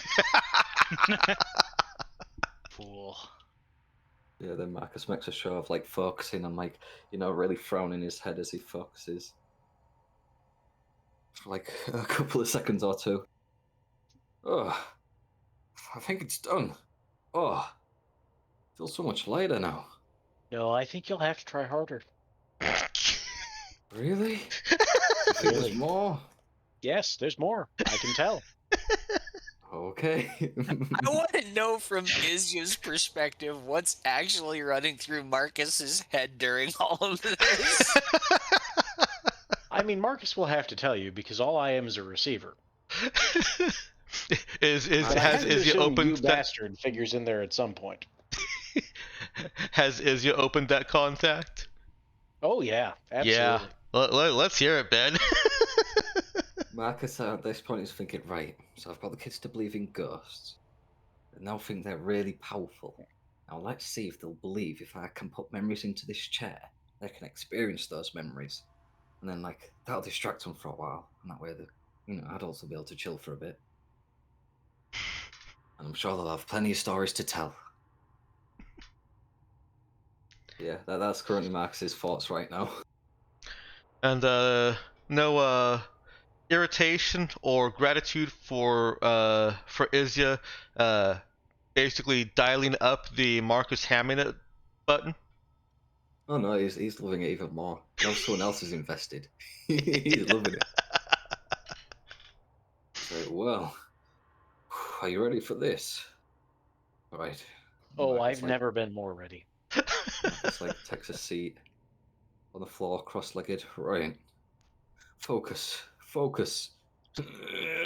And begins just like properly bunching up his face and just groaning a little bit. Can you feel it? Oh, I can feel it. Marcus lets out a giggle.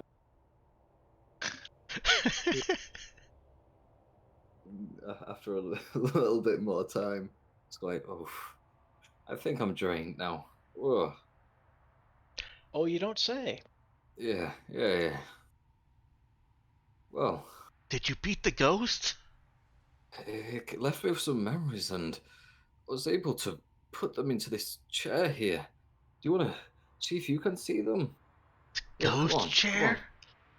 Come on. Yeah. Come on. Chair. One of the more extroverted kids sidles right up. Right. And I'm gonna hit a shuffle on the chair, basically.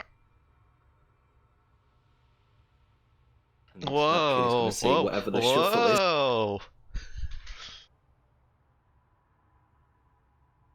Sorry, I was done. Go ahead. No, that's literally what he's doing. It's like, right, just only spend a minute in there, and you've got to take it in turns, okay? If I find out anyone's hogging it for too long, I'll go find that ghost, and I'll put the memories right back in it, okay? Chorus of various no's and don't do that, and I'm scared. Well, you've got the power here. I'm just merely the messenger, you know. You got to take care of one another, and one at a time, okay? You get various agreements and kid-like commitments to it. Good. Well, I need to rest up for a little bit. That ghost took the wind out of me. With that, Marcus takes a bow. Right, you kids take care. Uh, there's some light Camiego style clapping. Hey, Meowkin and Tulare, what do you think Camiego style clapping looks like? Or applause of some sort. Hmm. It's not the I'm snapping, hurt right? that I'm not being consulted here. What's Yeah, Kamiego? I'll consult you on a Ka. I'm not really certain. Like, are there many different cultural variations of clapping? I guess there are, aren't there? There's some. Well, I mean, there could be. Hmm. Yeah, you got golf claps, which are a cultural variant. Um, I got thought Cameo got to be like really hardy claps. Yeah, okay. I feel like it'd be I don't know about hard, but like boisterous. All right. I would say more physically exaggerated than sound exaggerated. They're not trying to clap loud, but they are moving their arms a lot. So The important maybe part is that everybody see that you clap. I'm with Tulare here. yeah. So maybe a instead of clapping in front, they're big, exaggerated, kind of jumping jack arm movements with a clap above the head. Yeah, that sounds Yeah. appropriate. Okay. Uh, Marcus gets some of that done silently, or silenter, so as not to, give the obvious jest away to the kids from the adults. It's the subtle version of the very exaggerated and obvious clap.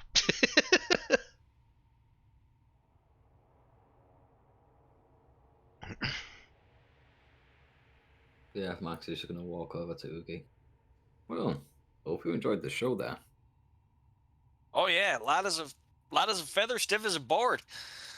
Great idea. Great idea. Well, that should keep them entertained for a couple of days at least. Not the hair of the adults here. And I'm sure they'll have plenty of stories to tell. Next up, you see Park taking their turn.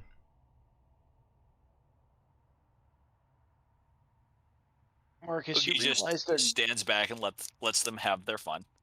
going to expect a repeat performance at some point, right?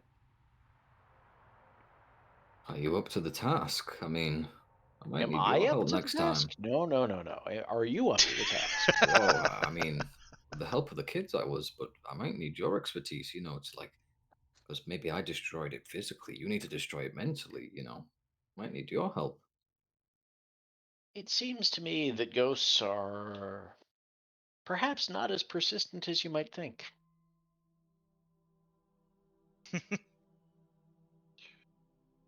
is something. Hmm. I figured it'd be a light-hearted way to introduce them to a scary aspect of life right now. I don't think these kids are unfamiliar with the scary aspects of life, to tell you the truth. Yeah, but straight up telling people that, They might ghosts are even have a real, better idea than you do, quite frankly. probably. I wouldn't doubt that for a moment. My life was pretty nice. To the point. But no, I think it'd be a good way to introduce them to the fact that, ghosts are real. They can possess people.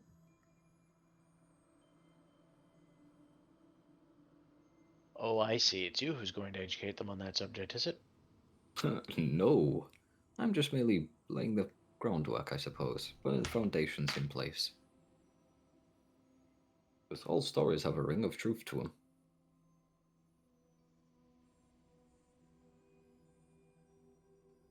That's one then. I'm sure they'll have plenty of stories to tell of how they helped, assist a crazy man in fighting a ghost.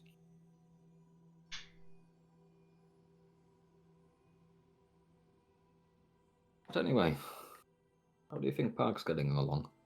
He seems to have got involved at least.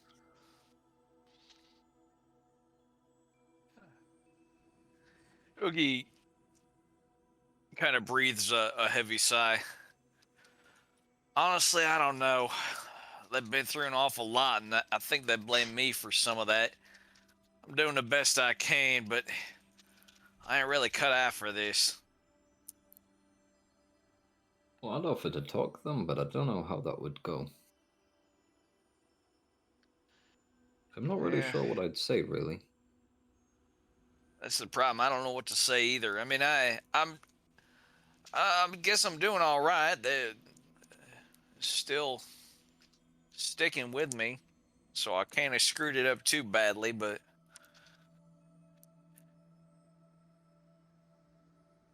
I had this big idea that I was going to come out there and rescue them, but I got to be honest with you, Marcus. I wasn't expecting an 8-year-old kid. I mean, I'm not gonna lie, I was expecting him to be your brother. But with it being a kid, I don't know if that's better or worse. It's one of them. I'm sure when he grows up, he'll just...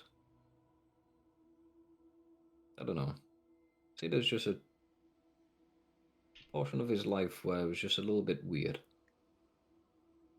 Yeah, here's hoping they can bounce back. Well, I'm sure if needed, there are options available. But that'd be up to him to decide.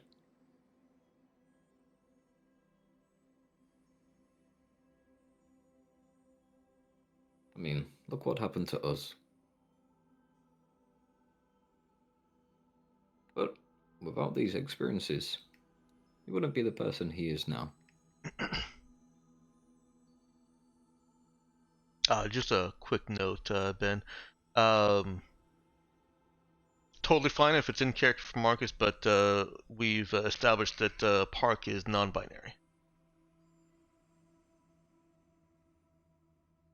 I didn't know that, but yeah, in which case Max would be using they them. Okay, fair enough. Yeah, I don't think it's been made a big like direct point. So fair enough.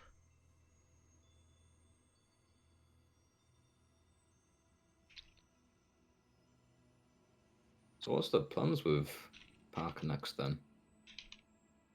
Just gonna get him to tag along or see where they want to go next? Well, I'll have to talk to him about it. I don't reckon a warship is really the place for a little kid, but not too crazy about leaving him on Camiego without me either. That was my exact thoughts. We'll figure something out. Maybe, maybe Riley would like to have a kid sib. Who knows? Yeah, a friend their age. It's one of them. I'm sure there's stuff we can find for them to do. It's just depends what their choices are, I suppose.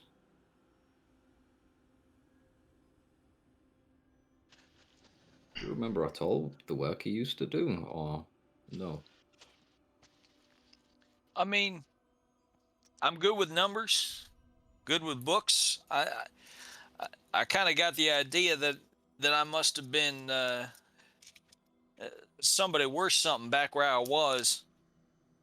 I mean, yeah, a red slave is a good slave, I suppose. Say it again. A red slave, one who's got reading comprehension, writing comprehension, Ah, a little bit of knowledge about them. red with an A. Got it. I was like, I mean, valuable but dangerous. Why? Because you might read something that you weren't meant to, and know something you shouldn't. Oogie taps on the side of his nose. I mean, that letter I read to myself kind of implied as much. I left him behind, Just took off. Said they'd slow me down. Apparently, I'm the kind of fella knows how to get by on his own. But it's one of them, though. If you had took them with you, they might have got hurt or in danger. Would you have lived through yourself then, if that were the case? Coulda, shoulda, woulda, Marcus. I mean, look where they ended up. What? Safe aboard this ship, ready to start a new life, with, you know, friends who can make a difference. The defensive tension that you could see kind of building in Oogie's shoulders just melts at that. Yeah, we did get there in time. I'd have been shook if we hadn't, but yeah, start a new life for Exactly. them, and I mean all of them. Better Camiego than it was before. Yeah. They all have choices now in regards to what they want to do. They want to go back to their old lives. I'm sure they can do that, but I'm also sure plenty of them all really want to grasp this new opportunity and see what options await them. I don't reckon Roz is going to be too happy about this situation. I mean, I'm honestly just grateful that Elena let him on board. It's going to be a bit of work getting him set up to, live free. My views are everyone's skilled at something. You just need to find out what they are. I mean, like with me. Or with Izzy over there. Unless someone's looking for that one little thing, then would have maybe been a mist. And we wouldn't have become the people we are now. How many kids are among the group, Dexter? I think I had in mind like between a third and half of the slaves were of ages between around 8 at the youngest and well, until they're no longer kids at 18. So the age range of 8 to 17 makes up what is between a third and a half. It gets pretty deep in there. So uh, 3/8. And there were 120 or 100 something. Yeah, it was about 100 slaves. It leaves 37 and a half children. Oh, that poor half child. Oh, that half. Ooh, that always sucks when that happens. Maybe I'll have a word with Ms. Christie and see if she could help set up some kind of schooling for him until we get him back to Dry Sun.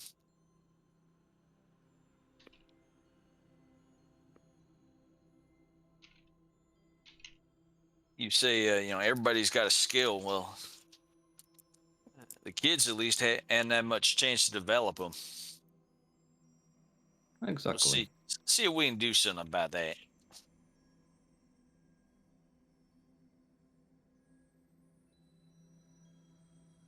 All right.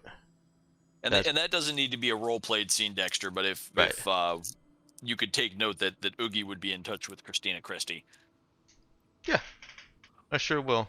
I'm just not even gonna note Oogie, just gonna note that Christy asked to kind of start back into her old life as a teacher. She The terrorist organization would need one, but here you are.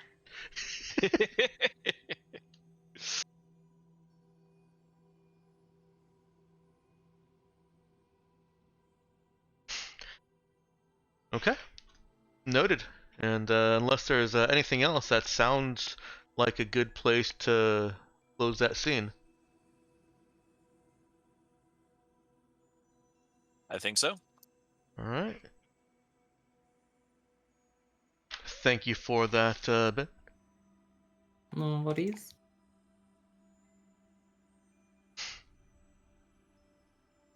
So, there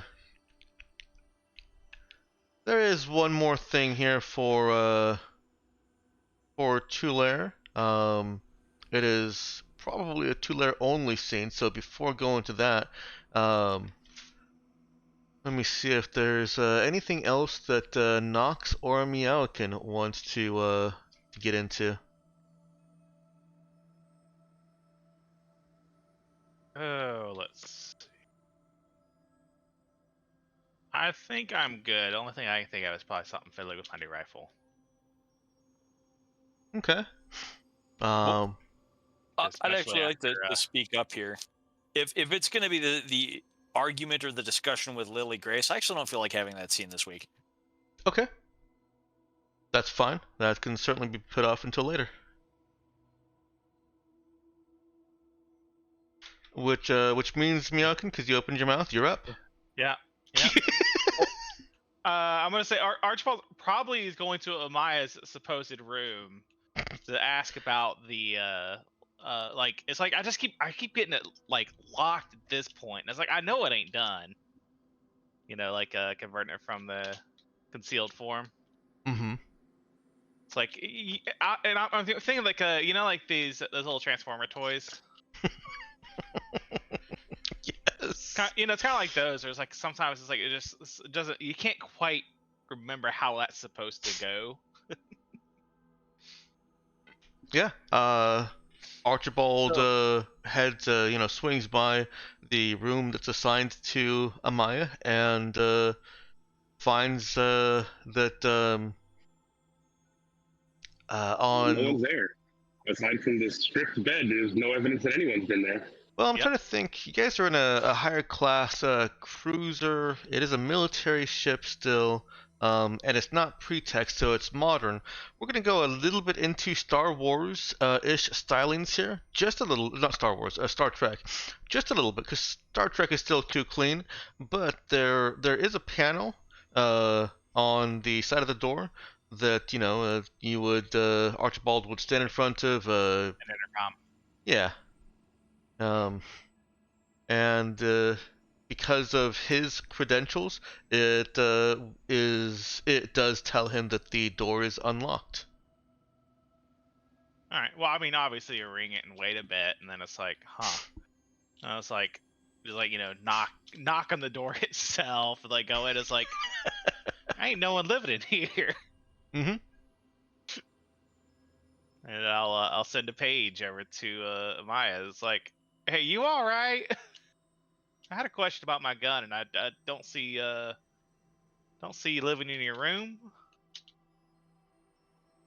The response comes back almost immediately. Yeah, I'm in the workshop.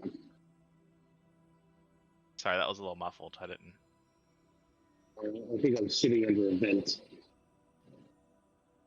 Oh, Yeah. Nox, are you working right now? Do you need us to come back to this in a bit? I just need to move away from the vent. Okay. I was at that time operating under one. But you get a response back. It says, yeah, I'm in the workshop. Oh, right. I guess I should have figured that. I'll make my way to the workshop. It is, as described earlier, it is a step or three above what Archibald may remember from the Marmoset, in that you might actually even be able to fit all of the living space within the Marmoset in this workshop. Maybe. Yeah, I'm gonna. Archibald's probably not been here. He's just kind of like gawking. He's like, holy shit. hmm And it's unlike the Marmoset also. There are at this stage probably about let's say 8 people that are working at the various stations, attending to who knows what.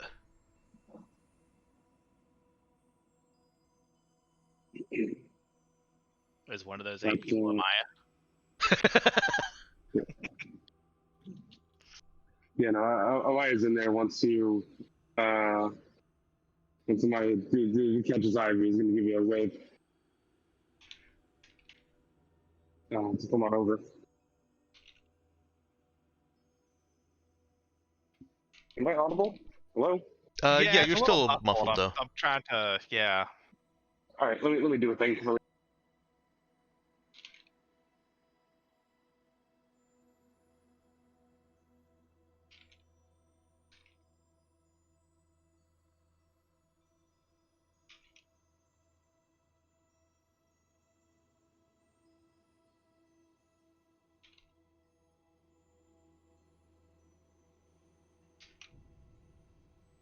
We were having a brief pause here.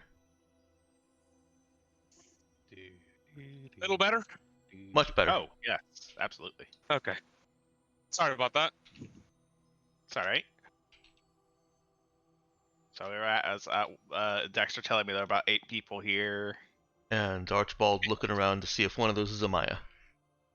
Yeah, Amaya's in there. Once Amaya can see you, they're gonna wave you over. Oh yeah, and you see him holding in his hands. You see like his new fancy lance rifle, and it's clearly like halfway, like convert. Like halfway being fit together. And it's like, I think I might need your help with this. I think I might have messed something up. Kinda. Amaya gives it like a half turn, and says, "You left the safety pin in." What the? It's like, you sure that's what that is? Comes out here and then it goes back in later. Can you write this down for me?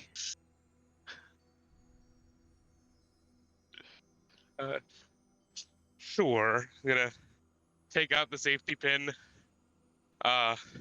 assemble the gun, and Oh, I swear that wasn't in there. the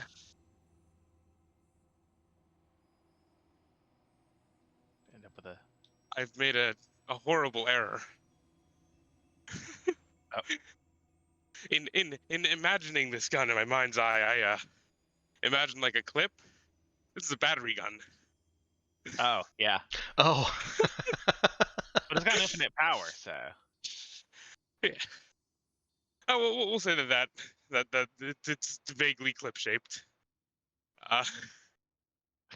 Yeah, it's we can say that it's got effectively infinite power, but proper maintenance still involves taking that battery out and maintaining it, and refilling it, charging it, doing whatever you do to an infinite power battery. You don't want it to go off while it's in maintenance mode. Yeah, that's also a good point. You definitely want the power out of it when you're doing maintenance on the rest of the gun. Yeah, does that make sense? But nope, gonna take that out and just kind of attach a little sheet of paper on it and start writing down instructions. Yeah, I was just thinking, it's like I'm just gonna have this like med kit. There's gonna be this weird set of instructions in it when they open to look at it. It will be on the back end, I swear. It's like it's like that's just what I imagined it could be. That would be ridiculous. Just paste the instructions to a part of the gun that has a little recess, and won't destroy the extra object, but at a point where it would be obvious what you're doing once you got there. Once you've gotten used to it, we can remove it anyways. It is a piece of paper. Yeah, sure. Yeah. No. Clearly, the answer is to give the instructions the concealed mod 2 to make them look like a grocery list, but then Archibald will need instructions to transform the instructions. I'm willing to go down this rabbit hole. How much does a set of instructions cost in credits? Yeah, because the concealed is based off the original cost. I'm gonna charge you 2 credits for this. All right, so that's 20 credits mastercrafted. I forgot you're gonna mastercraft it. What does that mean? It's not just laminated. It's a dry erase board. When he gets the instructions to unlock the instructions right, are the instructions holographic? They're embossed. Okay. But eventually like an IKEA catalog instruction manual is printed out and put inside the med kit disguise. It's like a first aid book. Great. Yeah, I'm sure this won't cause any trouble in the future. I mean, the easy solution is to learn how to do it and then throw away the instruction booklet. Yeah, but it's real complicated. The best part here is going to be if somebody mistakes that instruction booklet for actual CPR instructions. They just gain the ability to construct the gun. And they take it to another medkit expecting it to work. Well, it's not my problem. or they do it to a patient. Oh no. The arm goes over the elbow.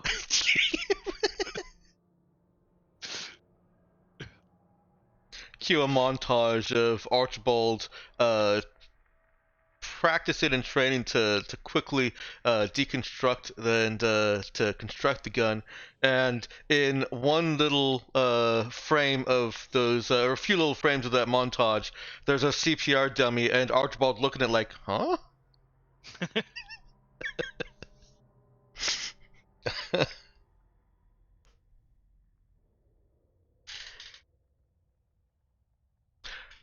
I take it Archibald does practice on assembling and disassembling the gun after this. Yeah. He's trying to get it root, but we'll see how that goes. Okay. I would have made it It's simpler, probably, but guns have a lot of moving parts. It's Yeah. not exactly a stick with a pointy end.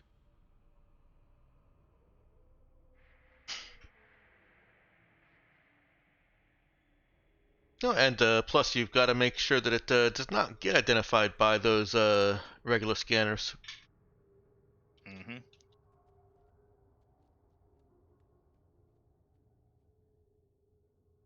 Right.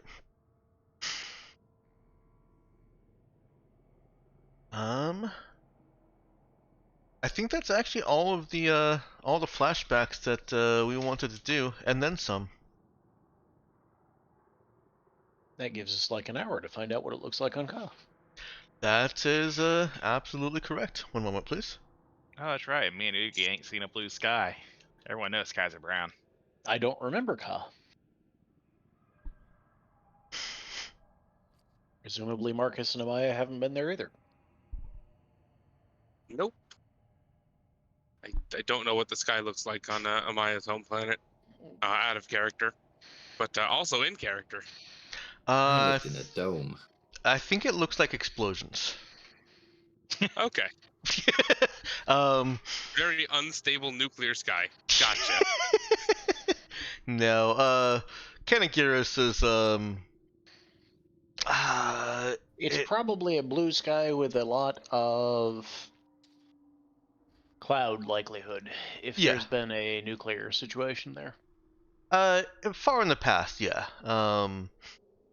The nuclear. A lot of particulate. Kanagiris is the crabs in a bucket planet, right? Yes. Mm-hmm. Okay. Probably a lot Wait, of what? The crabs scattering. in a... Yeah. Basically, they have a whole bunch of people that want to get off the planet, but no one else wants to let anyone else off the planet. That's it. In essence, it all revolves around getting to the other planet in the system. Yep. It's a pretty constant war zone. So the people They're are the crabs, Yes, the Yeah. people are the Crab. crab. and the Yeah. planet is the bucket. Now, the So people.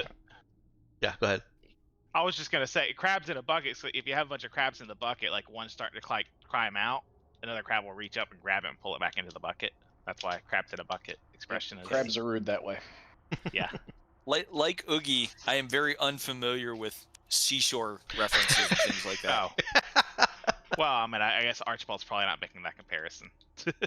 I was just confirming out of character that I'm remembering the right planet. The Yeah. closest I've ever lived to water was Lake Erie. So if you want to make a reference to zebra mussels clinging to things, then I'm good. But otherwise, I don't understand. Canagarus is like zebra mussels in that, everybody else on the planet makes it hard for anybody else to leave. I don't. Lake Erie or Lake Erie? I've always said Lake Erie. Lake Well, Erie. Okay, Great Lake Lake. Erie's in the States, Lake Erie's in Ireland. Oh. With the zebra mussels, I could be pretty confident it was Lake Erie, being a New Yorker and all. Okay.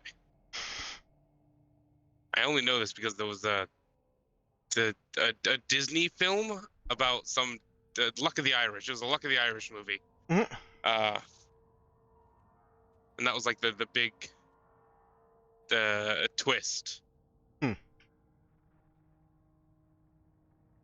I read about that movie just recently, and I loved that joke. Wait, about the difference between Lake Erie and Lake Erie? So He this guy releases a leprechaun, but the leprechaun's going to be doomed to go back to his homeland on the shores of Erie.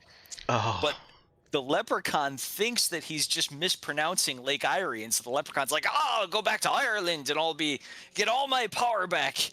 And then he ends up having to live in Ohio. I've Bad outcome for that leprechaun there. I've seen that joke somewhere also. Don't know where. Well, not joke, but that the fact that ending is such a joke. It's like, yeah, doomed to live in Cleveland, man. Bad way to go. Honestly, it sounds like just another sequel Leprechaun movie. End of Probably his not by Disney. forefathers. Cleveland. So, I do have one quick correction to make from what I narrated when you came into Lohikau Echna system last time.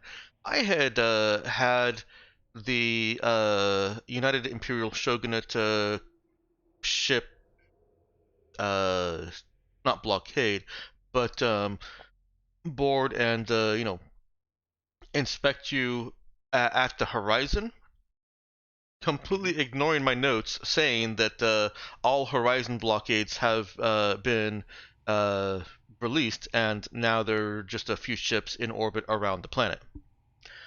Wow. Probably fine. Yeah, so that inspection happened at the planet instead. Nothing would have changed about that. I don't think you guys would have made any additional steps to avoid that. It still went over swimmingly. They spent an hour of your time basically. Those jerks. I know. My time is precious.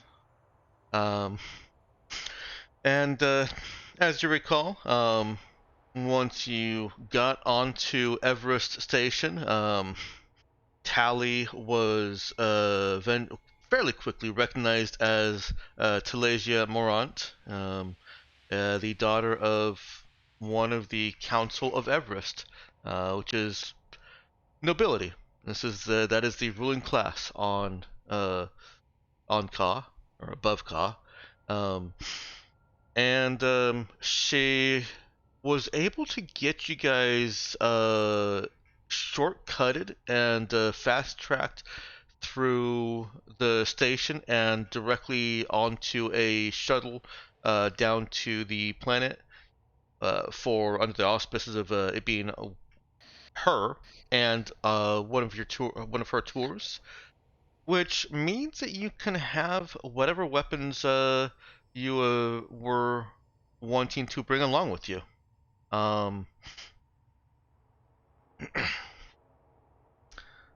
Did we determine what what, if any, weapons function underwater, or are there any? Well, that's going to be your main restriction. Is that no, I don't believe you guys. I No, I take that back. I think I said that the equivalent of a void carbine would be provided to you. Okay. Yeah, I was gonna say. I think there are like sub. Basically, it has to be like subsonic, because Yeah, it's some kind of technology. Maybe it's just sending a needle instead of a bullet or something. little dart, Mm-hmm. It's a spearfishing gun. Yeah. kind of. But you Yeah. need to, you know, in rapid succession, like flechettes. Mm-hmm. Yeah, that works. So a base book void carbine, not my modified void carbine that has the +1 to hit. It's just straight up 2d6 damage and TL4. I'll the range underwater will be shorter, so I'll deal with that later.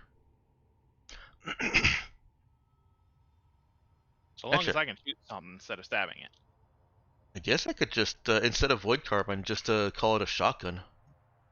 Yeah, I'll just use the shotgun stats. That's somewhat different in terms of range, although probably not practically. I think he's well. That's what he's talking about. Range. The range is shorter than the carbine, Yeah, yeah, so he's it's saying the shotgun matches closer because it's got shorter range. Where I assume, let me see. I assume the shotgun's got it's 3d4. 10 and 30. Yeah, I was talking about the damage is 3d4 on a shotgun. Oh, yeah, it is. Yeah, that's a good match for the underwater range that I was looking for, I think. Now, what do you want to call this gun? I will tell you that later. Submersible carbine. Aqua carbine. There we go. Call it an aquabina. That's what it's called. Too late. It's an I'm aquabina. just gonna turn on a void carbine and not worry about it. Oogie gets handed his void carbine and looks to Archibald. Because swimming lessons have gone so well that I can definitely tread water and fire a gun at the same time. And then he mouths silently, "No, I can't."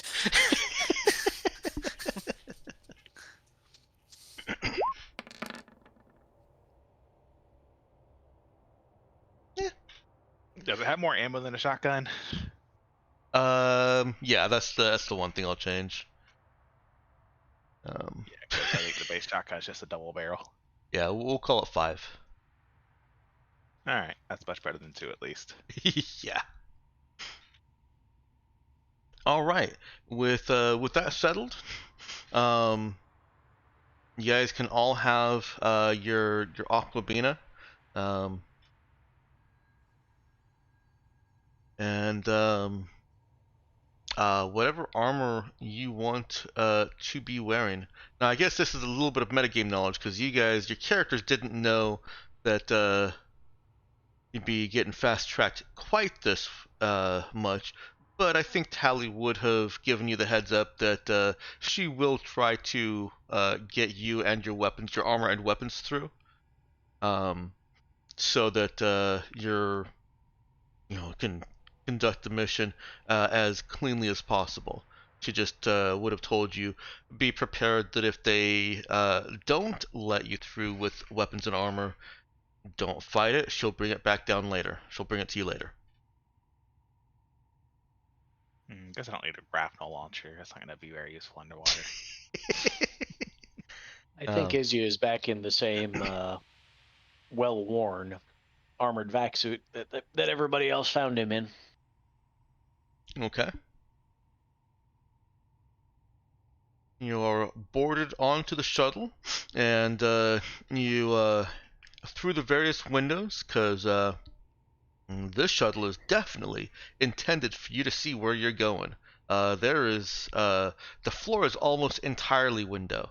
There are walk spaces along the side that have the kind of a frosted effect or grit painted onto it, but even that's transparent. And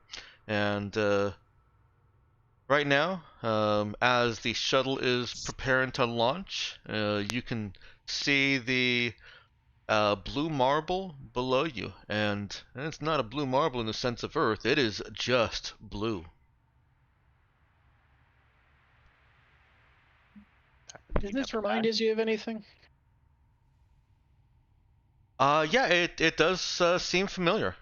This is a trip that he may have made several times in his various art dealings, because the natives make art too, and it sells outside. He would have had to source some of it, so he doesn't have the memory, but he does have a familiarity of this.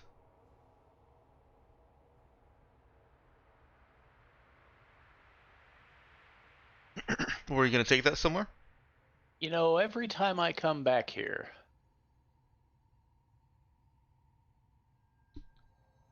it feels different. I don't know. I get the impression I left it behind a long time ago, but here I am again. And your pilot looks back. Pilot from Everest Station looks back. Says, "The tides of Ka are always shifting, sir." He's saying this in a accented spacer. Izzy just nods.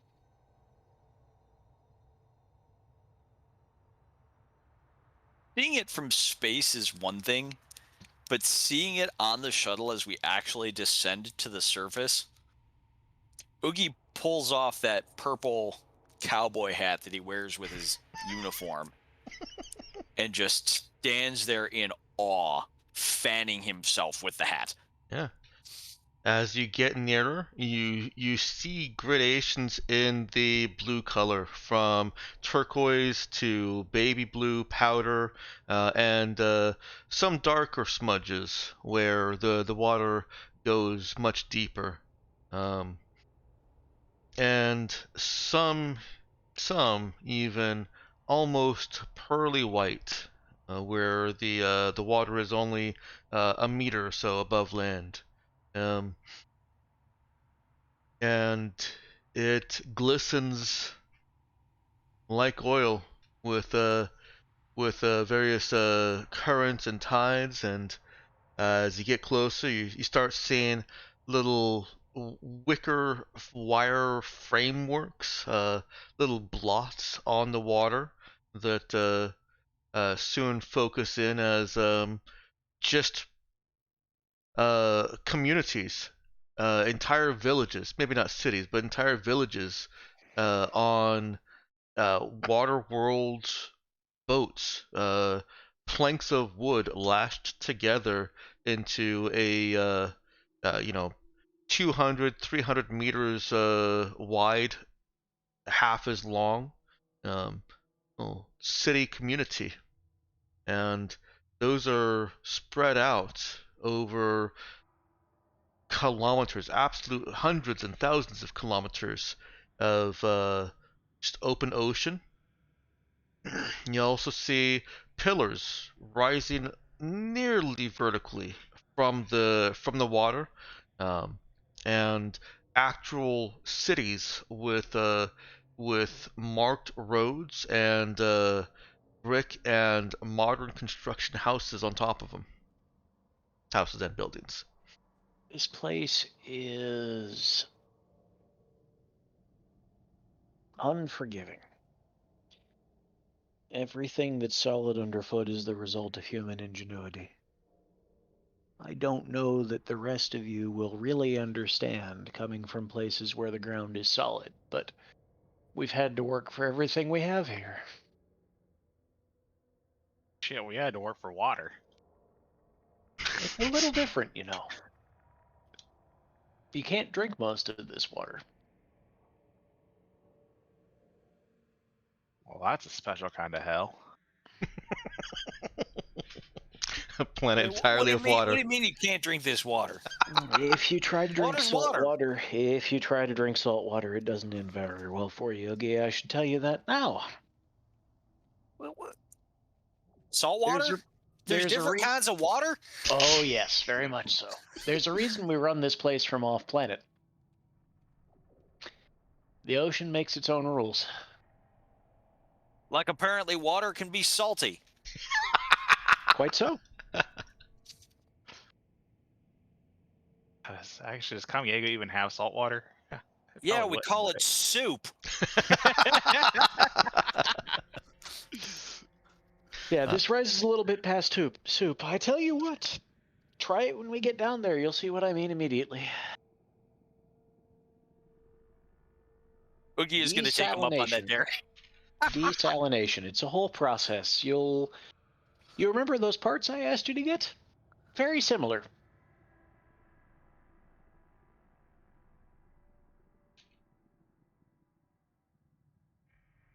They say that on old Earth, the ocean was harder to go to than the void. I don't know if that's true. But I can tell you that Ka is unique.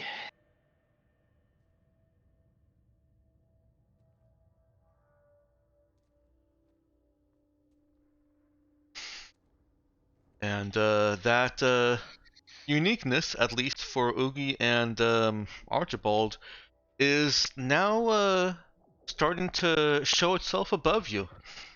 The sky it's not black, it's not just the deep void of stars. There's a sun shining, obviously that's nothing new, but the sun is shining onto a dome of pale blue that is just getting more saturated and darker the closer you get to Dominica Point. I've really missed this, and I don't even remember Is that why. is that water above us too now? Kind of. Izya goes into a long explanation of meteorology and storms that is probably lost on Oogie and Archibald. And why the sky is blue? Right. Yeah, Archibald's just gonna tune it out and just keep staring. So I've got a question for you, Dexter. Mhm. How much of Earth culture, and in particularly Earth religion, has survived to the present day? Well, that's a kind of difficult question for me to answer. My foundation for that is that the wave of colonization that reached Artemis Black were pockets of rich people. They were organizations that could, or entities that could organize expeditions first thing into the second wave as soon as Terran Mandate opened it up again. And as soon as the scout reports for Artemis Black were released by Terran Mandate, I should say, as soon as they were leaked, these organizations, these corporations, started making plans for them. And then as soon as Terran Mandate released authority and started selling the rights to these claims, planetary claims, they started snatching them up. That means that each colonization on each planet is a pocket microcosm of that corporation. You've got the mainly a Russian force or a Russian organization, Russian company that decided Hlif was the perfect place for them to set up operations. And Whereas, I can tell you that due to my efforts, Ingibio has both Hindus and Buddhists on it, and probably some Muslims. Yeah, and a place like this had a smaller sample of various island and Polynesian cultures, Caribbean cultures, probably some Caribbean corporation money invested in putting people down on this planet. Now, despite this being a great fit for island-based cultures, there have been some notable errors in the scout report that all of these corporations were relying on, causing catastrophes in some places. Also, although I don't know how in the world the party would know it, his ancestors were Egyptian. Nothing to do with islands. Yeah. So does that answer your question, Tiller? It does, and in particular, I heard no mention of Christianity in there whatsoever, so it probably wouldn't be appropriate for Oogie to mutter something from the Bible. Ah, I would expect that. There's got to have been some. Gibeah Yeah, is, yeah. India the planet in some respects. So there's a reason that those religions were there. I would expect that the more Western religions are probably in the places that just have the bigger white culture. You'd probably see streaks of every religion on Thurid. You'd see a uh, fairly infrequent Christianity on Lami era, I think. And then, of course, because all religions, especially 500 years into our future, which is, I think, when the colonization efforts around there, a couple here, 100 years at least. All religions are represented in just about all of those little culture microcosms. So it's not unlikely that little groups of any one religion made it anywhere. And on Kamiego, with it being kind of the cowboys versus slaves kind of setup. It's really fertile ground for salvation theology, if nothing else. Yeah, I could see Which is usually Christianity Christian, taking root there, historically. Yeah. especially with the oases. I think that would really add into it. I don't know why I think that, but I do. No, that makes sense. So There's a yeah, reason that oppressed populations are drawn to Christianity pretty much worldwide, but especially in the U.S. Well, that was an awful long discussion to justify it, but I'll say it then anyways. thank you. When Archibald asks, "Is that water up there too?" Oogie just kind of mutters, "Then God said, let there be a space between the waters to separate the waters of the heavens from the waters of the earth." Meanwhile, Izzy's response is technically yes, but you see, what happens is that evaporation occurs, causing, and he goes on for a long time. Tune it out. Soon enough, your pilot announces Dominica Point has authorized our landing, and we are 2 minutes away. I'm surprised that nobody stopped us on the station. It's strange that they only wanted to talk to Tally. I thought somebody would want to talk to me. Oh, sir, we wouldn't dare delay you from one of Talia's adventure tours. Oh, no, of course not. Taleja's a close personal friend. I mean, you wouldn't want to interfere with her business, obviously. But at the same time, I was expecting maybe some of my business contacts. That's all. I'm sure Somebody might want to have a drink. I'm sure they'll be waiting for you when your tour is finished.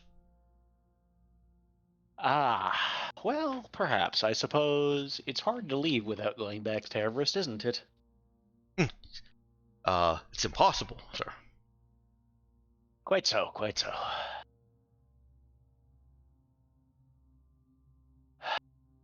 I wish I remembered home a little better.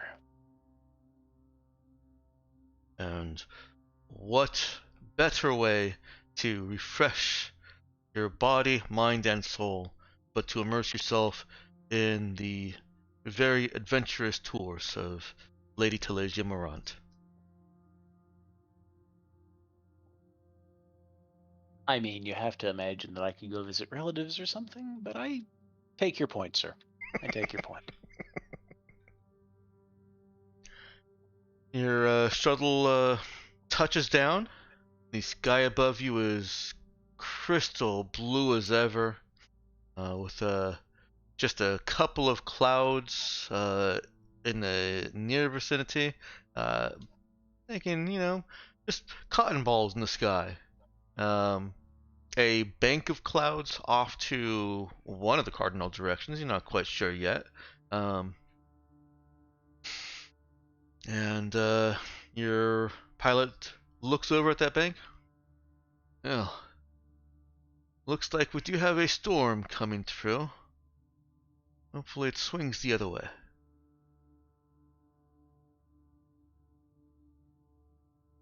And you are let off the shuttle. Again, without any kind of checks on your weapons or armor that you brought. So what does the landing area look like here? So you've landed on a pillar of stone that rises easily 100 meters, maybe more, above the sea. It's mostly flat, but well, it's flat-ish. There's definitely an angle to it. It would be possible to spill a bucket of water at one side of this pillar and watch it form a river all the way to the opposite side, if you pick the right sides. There are signs of modern construction. The starport has all of the functioning starport accessories and gates and the moving parts and doodads that you would expect. And around you is a bustling market community in not open air stalls, in actual storefronts. Of selling fish and cultural artifacts. Oh, now we're talking. Anyone hungry? Why y'all keep thinking I need to eat more? I know you're from a planet where food is not an indulgence. But again, we have billions of people here. There are all kinds of things to eat. Of course, also, I don't think I've ever eaten fish. Well, let's fix that. Oh. Izzy takes the others on a tour of street food on Ka.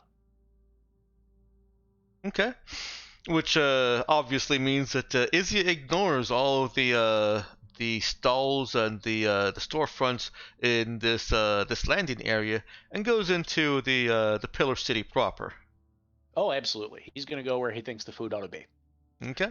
I've been assuming that whatever sort of amnesia sort of attends on the process we're all having to go to means that Izya has not forgotten facts about places he has been. Right. So he's just going to kind of roll with that. Ish. Yeah, well, I imagine it's kind of like being like weirdly familiar. It's like doesn't exactly know what the place is, but it's like I know there's a food place over here. Right. I don't know what I did, but I know where the food places are. Exactly. The way I've described it is the memory of the experience is gone, but the memory of details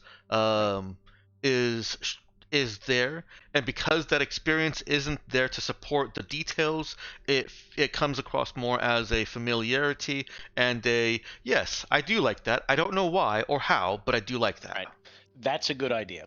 But the important thing to bear in mind there is that Izya probably hasn't been planetside for long since he was a kid. So there's about a 30-year gap, if not more, in knowledge here.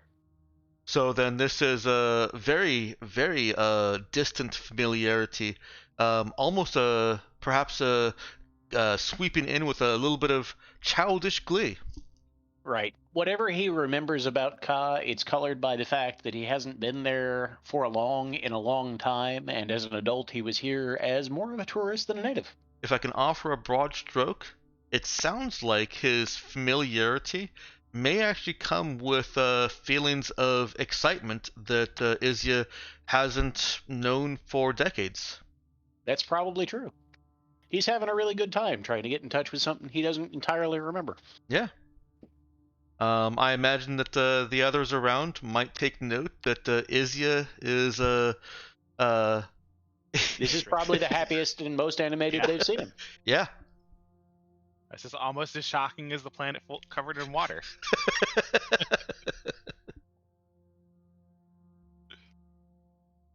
And Oogie is here for it.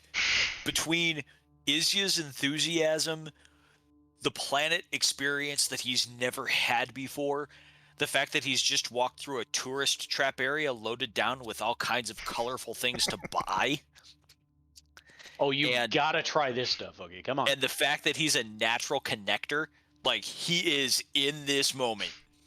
I'm going to throw one more detail into that tourist trap area, and that is that in the far corner, away from the food and the knickknacks, or at least most of the knickknacks, there were also places that appeared to be selling or renting out boats, sea-doos, and personal watercraft. Nope, Izzy knows those are all a scam. Even when he was a kid, he knew they were all a scam. But they look very cool. Well, you got to bear in mind, right? I grew up in the vicinity of New York City, okay? And every time we went to New York City when I was a kid, my parents warned me not to go hang out in Times Square because this was the 80s, Mm-hmm. okay? Izzy's been through the same type of thing on Ka. He knows what he shouldn't hang around on land, but he knows what he shouldn't hang around when he was 6. So he's going to steer everybody away from those.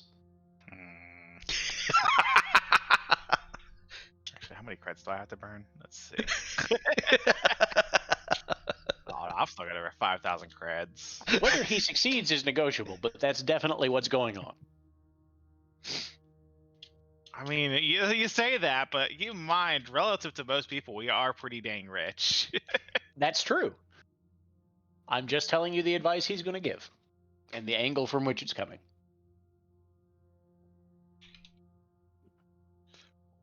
Well, I want to try these fish first.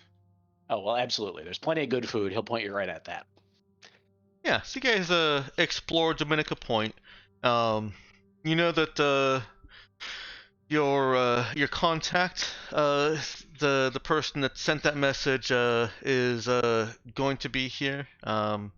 But you know, it's also it was kind of implied that they weren't going to be just waiting around. They didn't even know that you guys were coming. In fact, there was no guarantee when they sent a message that you'd even get it.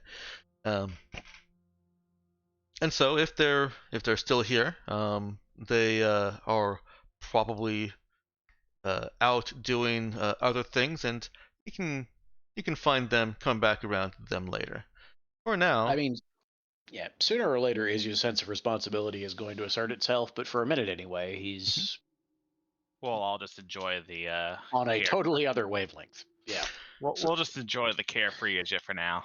so what do you think in there, or is Izzy's memories taking them to a hole in the wall? Are they going to a nicer, actual, authentic restaurant? The impression I have is that Izzy probably wasn't from, money or a particularly wealthy family or anything like that. Okay, So chances are they're going wherever it's cheap and good. all right. Or I mean, but it could have been you were here on a special occasion, and it's the one time your family did eat, like a semi-decent restaurant. I can't tell you without telling you, but I promise you that Oh, okay. there was exactly one special occasion for Izzy, and it was not necessarily the positive kind. Gotcha. Okay. So, hole in the wall. You hear people speaking in Islandese all around you. There certainly are a lot of tourists out here. For those of you that understand the Islandese,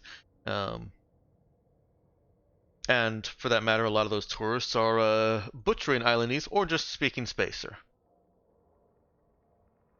But most native communication attempts start in Islandese. They greet in Islandese, and if there's a look of dumbfounded, what was that? Then they switch to Spacer. And Oogie has that dumbfounded look, and they switch to Spacer, and then he responds in Islandese. No, I understood you. I just didn't know how I understood you. Oh, Oogie, Don't understand. Oh I wait. thought you was using the chair for the same thing I was, where you like kind of like put the languages into the chair and you just kind of like play it for a while and get used to it. How have you been learning? Oogie shakes his head. I didn't know I knew Islandese. It's just going to answer I'm Oogie, not. and it's abundantly clear to Oogie and apparently anybody else with Diplomat that Izzy doesn't really speak Islandese like an adult. He speaks it like a kid. Well, From of course 30 you know years ago. Islandese. Islandese is a great language. Why wouldn't you know Islandese?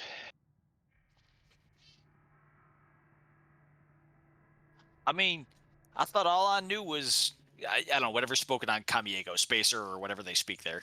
Y'all common are all gen. just talking. So y'all are all just talking in Islandese here now. No.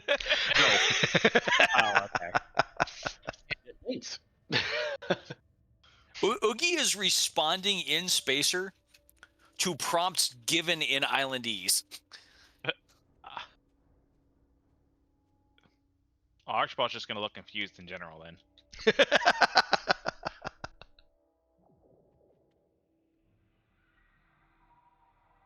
You are soon enough served a variety of shellfish, fish, and various eels and mollusks, some of which are still alive. This is, of course, great as far as Izzy is concerned, and he's just there for it. Archibald's definitely going for the eel. It's like, oh, sweet, I know this. If for absolutely no other reason than because it is hours fresh, this is possibly the best thing that has ever happened to Oogie. Go to image dump.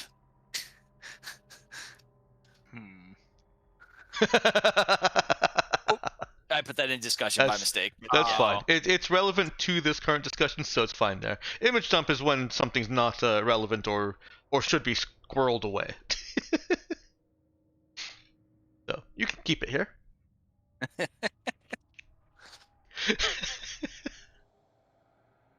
All right, and that seems like a good high point to go ahead and end the session for today. Seems likely that your next action will be to start looking at those responsibilities of the mission and proceed from there. It's a great place to start next session. Responsibilities? Ugh. I know. I gotta work. We'll eventually have to work now that you're here. Oogie slurps down an octopus tentacle. No, we're on vacation for at least another 4 hours.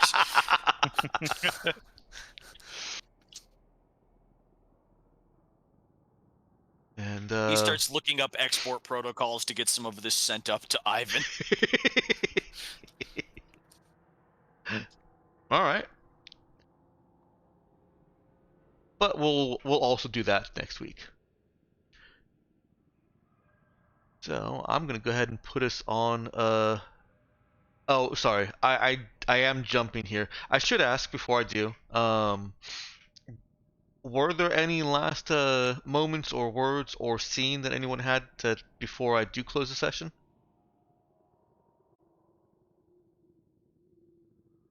I think we're good. Yeah. Sounds like it. All right.